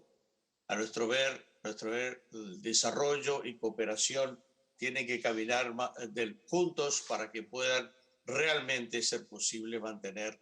No es posible mantener la preservación o preservar sin tener el desarrollo, como decía el distinguido delegado de Etiopía, y al mismo tiempo la preservación ayuda en el proceso de dominio y de desarrollo. En este sentido, señor presidente, queremos que este comité, y solamente en este caso, y porque hemos estado viviendo un momento muy particular en los últimos 2 años, tengamos claro que en el momento de tomar decisiones importantes como vamos a tomar, llevemos en consideración la situación de la pandemia y la situación en que se encuentran todos los países en general, que han tenido dificultades presupuestarias, de dinero y de otra índole, en el sentido de que evitemos siempre que posible y viendo caso a caso los archivos que vamos a considerar, evitar tomar medidas extremas de las cuales sea después muy difícil revertir, y nos parece que esto es una sensibilidad que este comité tiene que mostrar durante esta reunión del comité. Muchísimas gracias, señor presidente. Thank you. Now, Guatemala, please. You have the floor.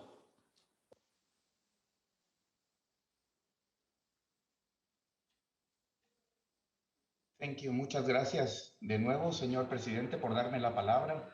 Y también quisiera agradecerle y felicitarle por el trabajo que su país y el gobierno de China ha trabajado en la declaración de Fuzhou. Realmente es una declaración muy inclusiva, es una declaración de intenciones y es una declaración que nos ata a todos amigablemente a llevar a cabo ciertos procesos y ciertos cambios de actualización y de recordar ciertos procesos. Y como se ha mencionado en otros puntos y otros ilustres delegados, también el y el mantener presente la representación regional. Y al respecto, señor presidente, si me lo permite, quisiera también recordar que América Latina también debería estar incluida dentro de la declaración de Fuzhou en cuanto a la representación regional, como muy bien destacó al principio la excelentísima directora Rosler, sobre la sesión anterior y sobre las nominaciones de la sesión anterior, solamente hubo un sitio de América Latina. Entonces estamos totalmente de acuerdo con la propuesta y la postura del ilustre delegado de Etiopía. Y al mismo tiempo, sobre el punto 7, sobre este punto tan delicado y tan importante a la vez, queremos resaltar y recordar y felicitar y agradecer a los órganos evaluadores, al Centro de Patrimonio Mundial, por el excelente trabajo que durante estos ya 50 años han realizado para reforzar, para reiterar y para darle credibilidad a la convención. Esta es una convención, tenemos que recordar, es una convención, una de las más valiosas y una de las más incluyentes de todo el sistema de Naciones Unidas. Y por lo tanto, señor presidente, si me lo permite, quisiera recordar también, ya que esta es una convención muy incluyente, el que justamente se incluya y se mantenga presente la representatividad regional. Al mismo tiempo, analizar las situaciones que actualmente como sociedad global estamos viviendo. El mundo está cambiando, el mundo está siendo afectado por el cambio climático, por muchos otros temas. Entonces, tenemos que analizar cómo aplicamos esta solidez de la convención a las sociedades actuales. Habemos muchos países que tenemos dificultades financieras para mantener y para estas gestiones internas.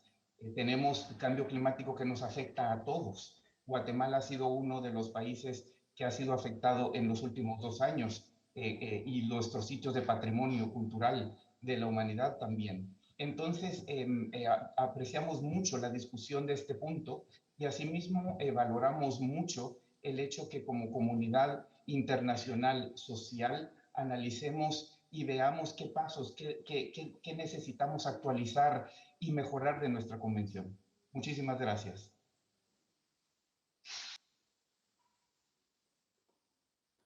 Thank you. Now I give the floor to Russia, please.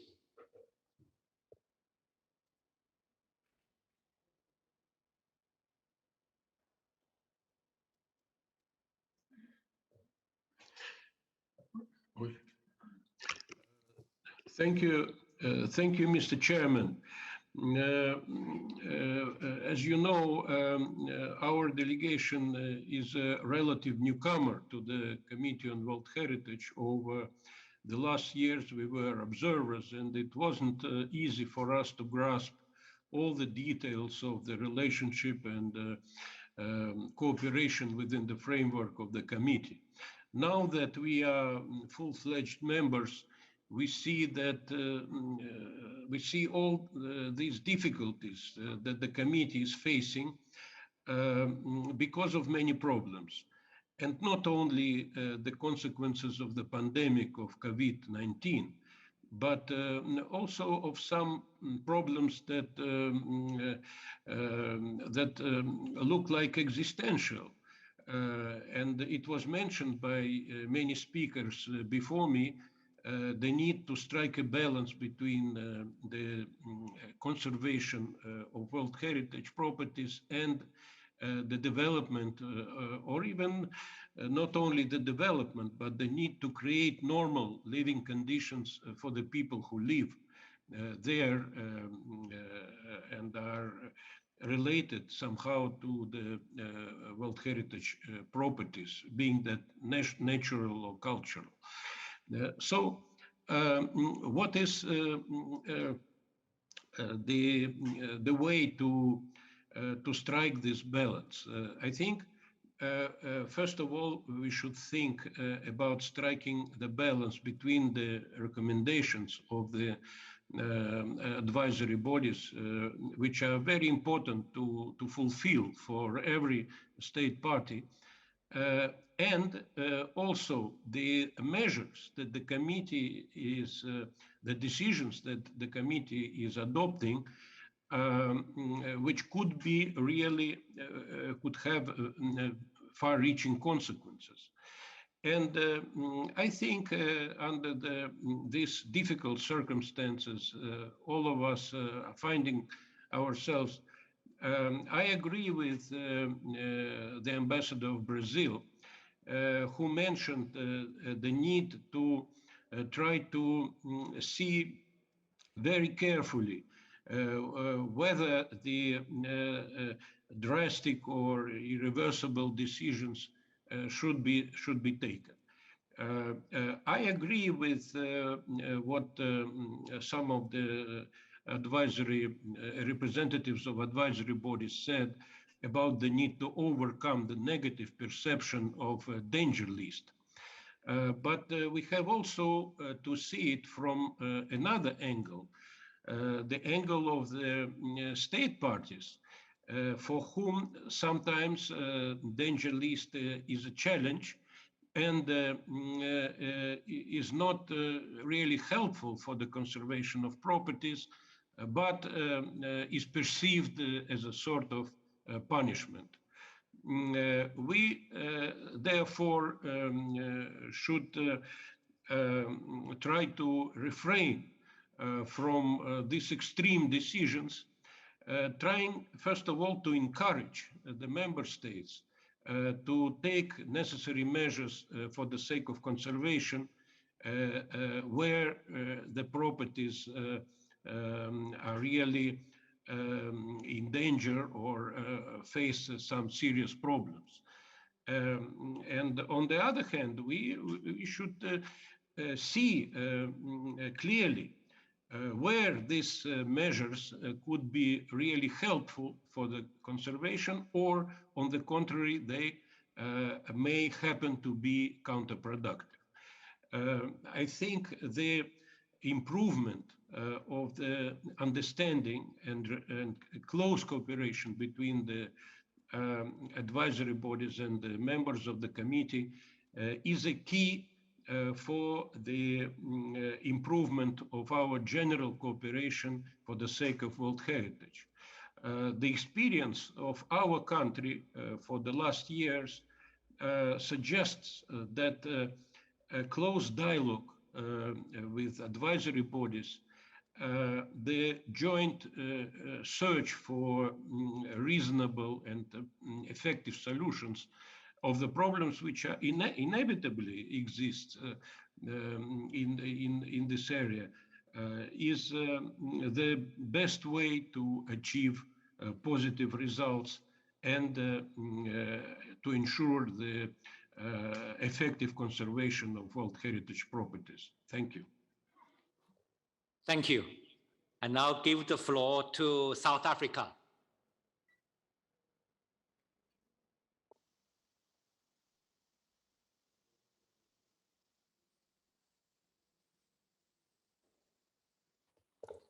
South Africa, please. Maybe the microphone is muted. Thank you, Excellency. It's okay.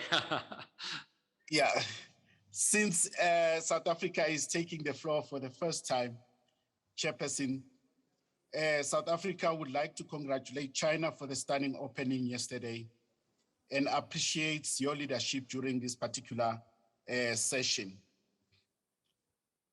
What we want to raise or note as South Africa Chair, that there's a delicate balance that we need to strike amongst countries, given the economic divide that continues to threaten the livelihoods of the African countries.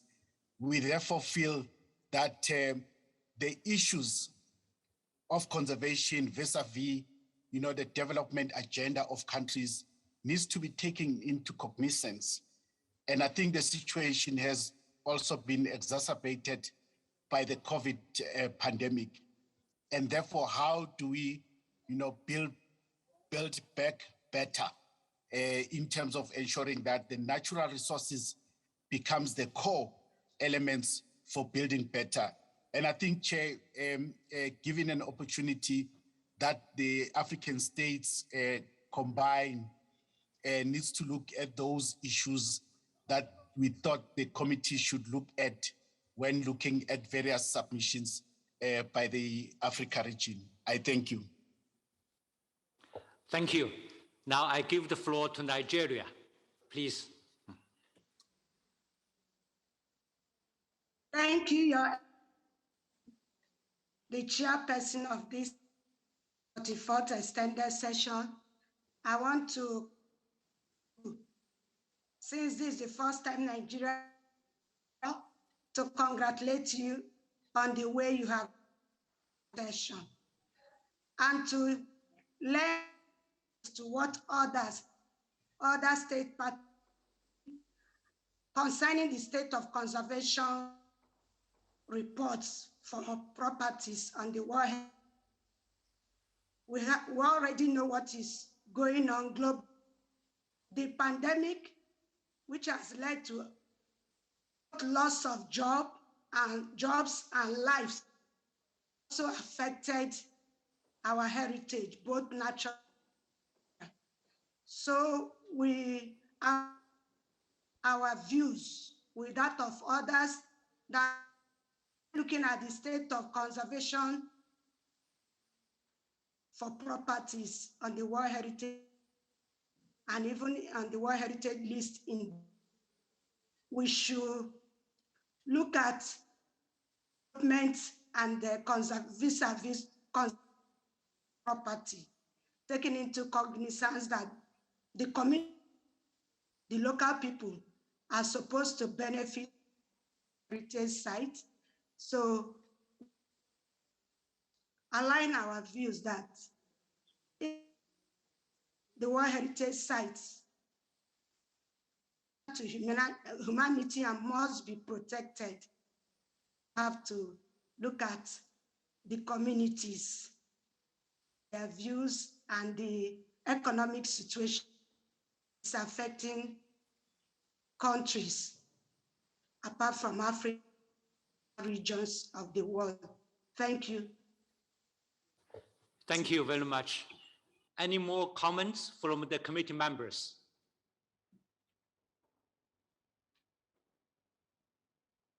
No more.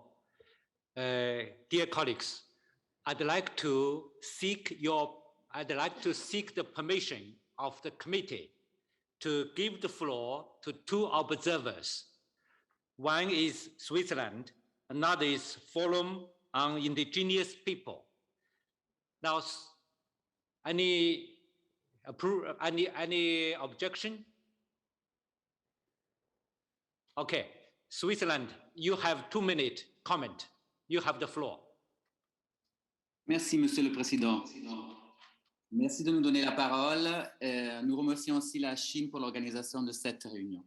Je prononce cette intervention conjointe au nom de la Colombie, des Pays-Bas, de la Suède et évidemment de la Suisse. Les effets de la crise environnementale sont de plus en plus évidents sur notre planète. Les changements climatiques et la crise de la biodiversité, nous avons vu, impactent notre monde de façon massive, touchant également les biens du patrimoine mondial. Notre responsabilité commune de la préservation de cet héritage que nous partageons est accrue. À l'heure d'entamer les travaux d'examen des rapports d'état de conservation, nous souhaitons en amont des discussions rappeler aux membres du comité l'impératif d'agir sur la base des connaissances scientifiques et techniques et de ne surtout pas céder à des pressions particulières. Les intérêts nationaux sont compréhensibles, mais ne doivent pas peser plus que l'intérêt du patrimoine mondial et surtout pas plus que la crédibilité de la liste.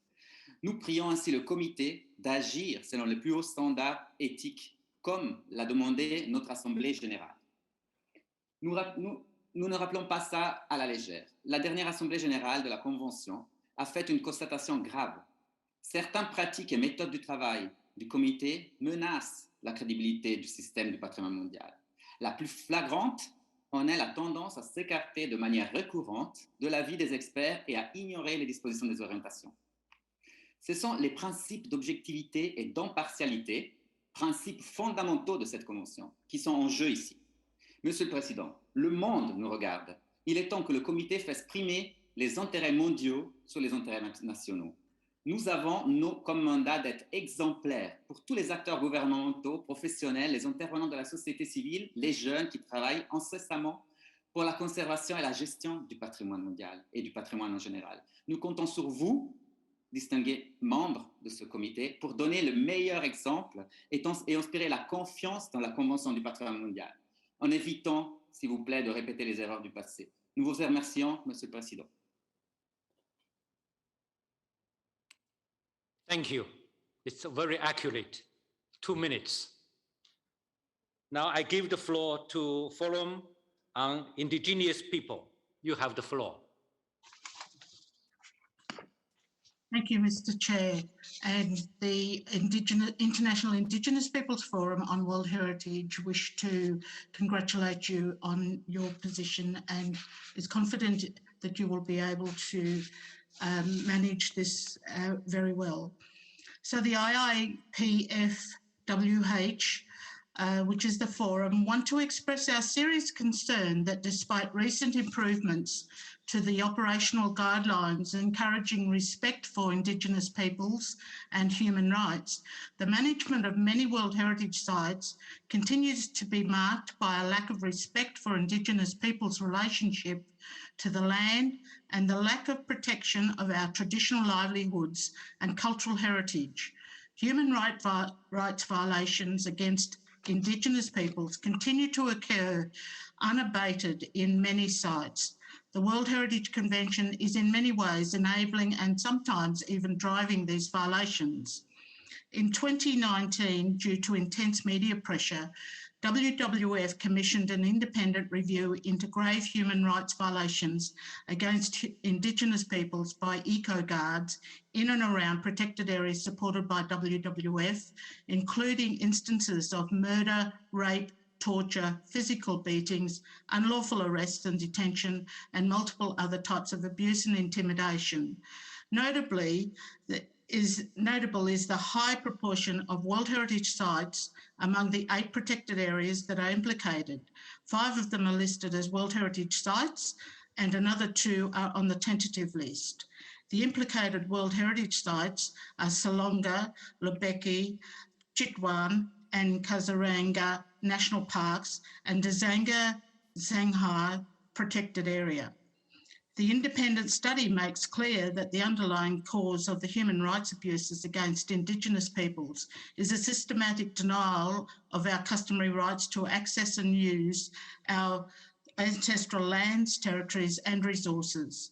Regrettably, the decisions of the World Heritage Committee, the advisory bodies and UNESCO have in many ways contributed to this denial and may have directly contributed to some of the violations described in the study, for instance, by encouraging voluntary relocations of Indigenous peoples or by identifying traditional resource as a threat. A contributing factor is also the fact that all of the implicated World Heritage sites are listed as purely natural sites without an adequate recognition of Indigenous people's relationship to the land in the OUV and in disregard of our holistic view of our heritage. We therefore call on the committee to stop labelling World Heritage sites in Indigenous peoples' territories as pure natural sites and to make changes to the wording of the natural criteria so that the indissoluble bond between Indigenous peoples and their lands can be fully and consistently recognised in all sites. Thank you very much. Thank you. I see another observer asking for the floor. I think with the permission of the committee, I give the World Heritage Watch 2 minutes comment. Now you have the floor.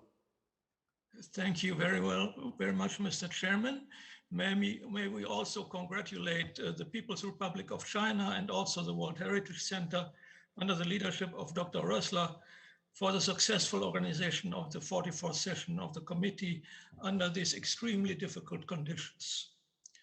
Now we have observed that in 69 properties under examination by 44Com, the draft decision states that the state parties in question have not sufficiently followed their obligations under paragraph 172 of the operational guidelines. We feel this is a major failure.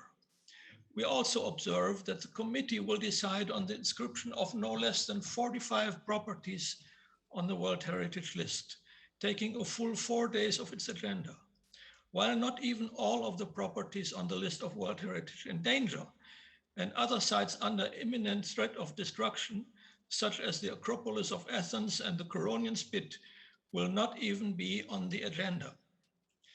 It is urgent that the committee revise its priorities away from inscribing ever more sites while being unable to sufficiently address the problems of sites already under its tutelage. It is also urgent to establish mechanism to ensure that as much as possible that states parties cannot continue unhindered a strategy to ignore or even defy their obligations under the convention. Thank you, Mr. Chairman. Thank you. Dear colleagues, I remind you that this item remains open and that both draft decisions 7.1 and 7.2 will be examined at a later stage of our session, once we have concluded the examination of items 7A and 7B. Thank you very much. We come to the end of our meeting today. We will meet tomorrow at 11:30 p.m. Paris time. And for Bureau members, we will meet at 11 a.m. Thank you very much for your... There are announcements from Paris to be made. Thank you very much for your hard work.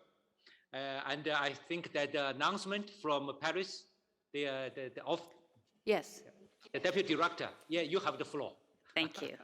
Thank you, Mr. Chairperson. I just wanted to announce that tomorrow, 18th July, we have two side events. There is a side event on Maritime Silk Road Heritage Research and Conservation, organized by the host country, National Cultural Heritage Administration of China.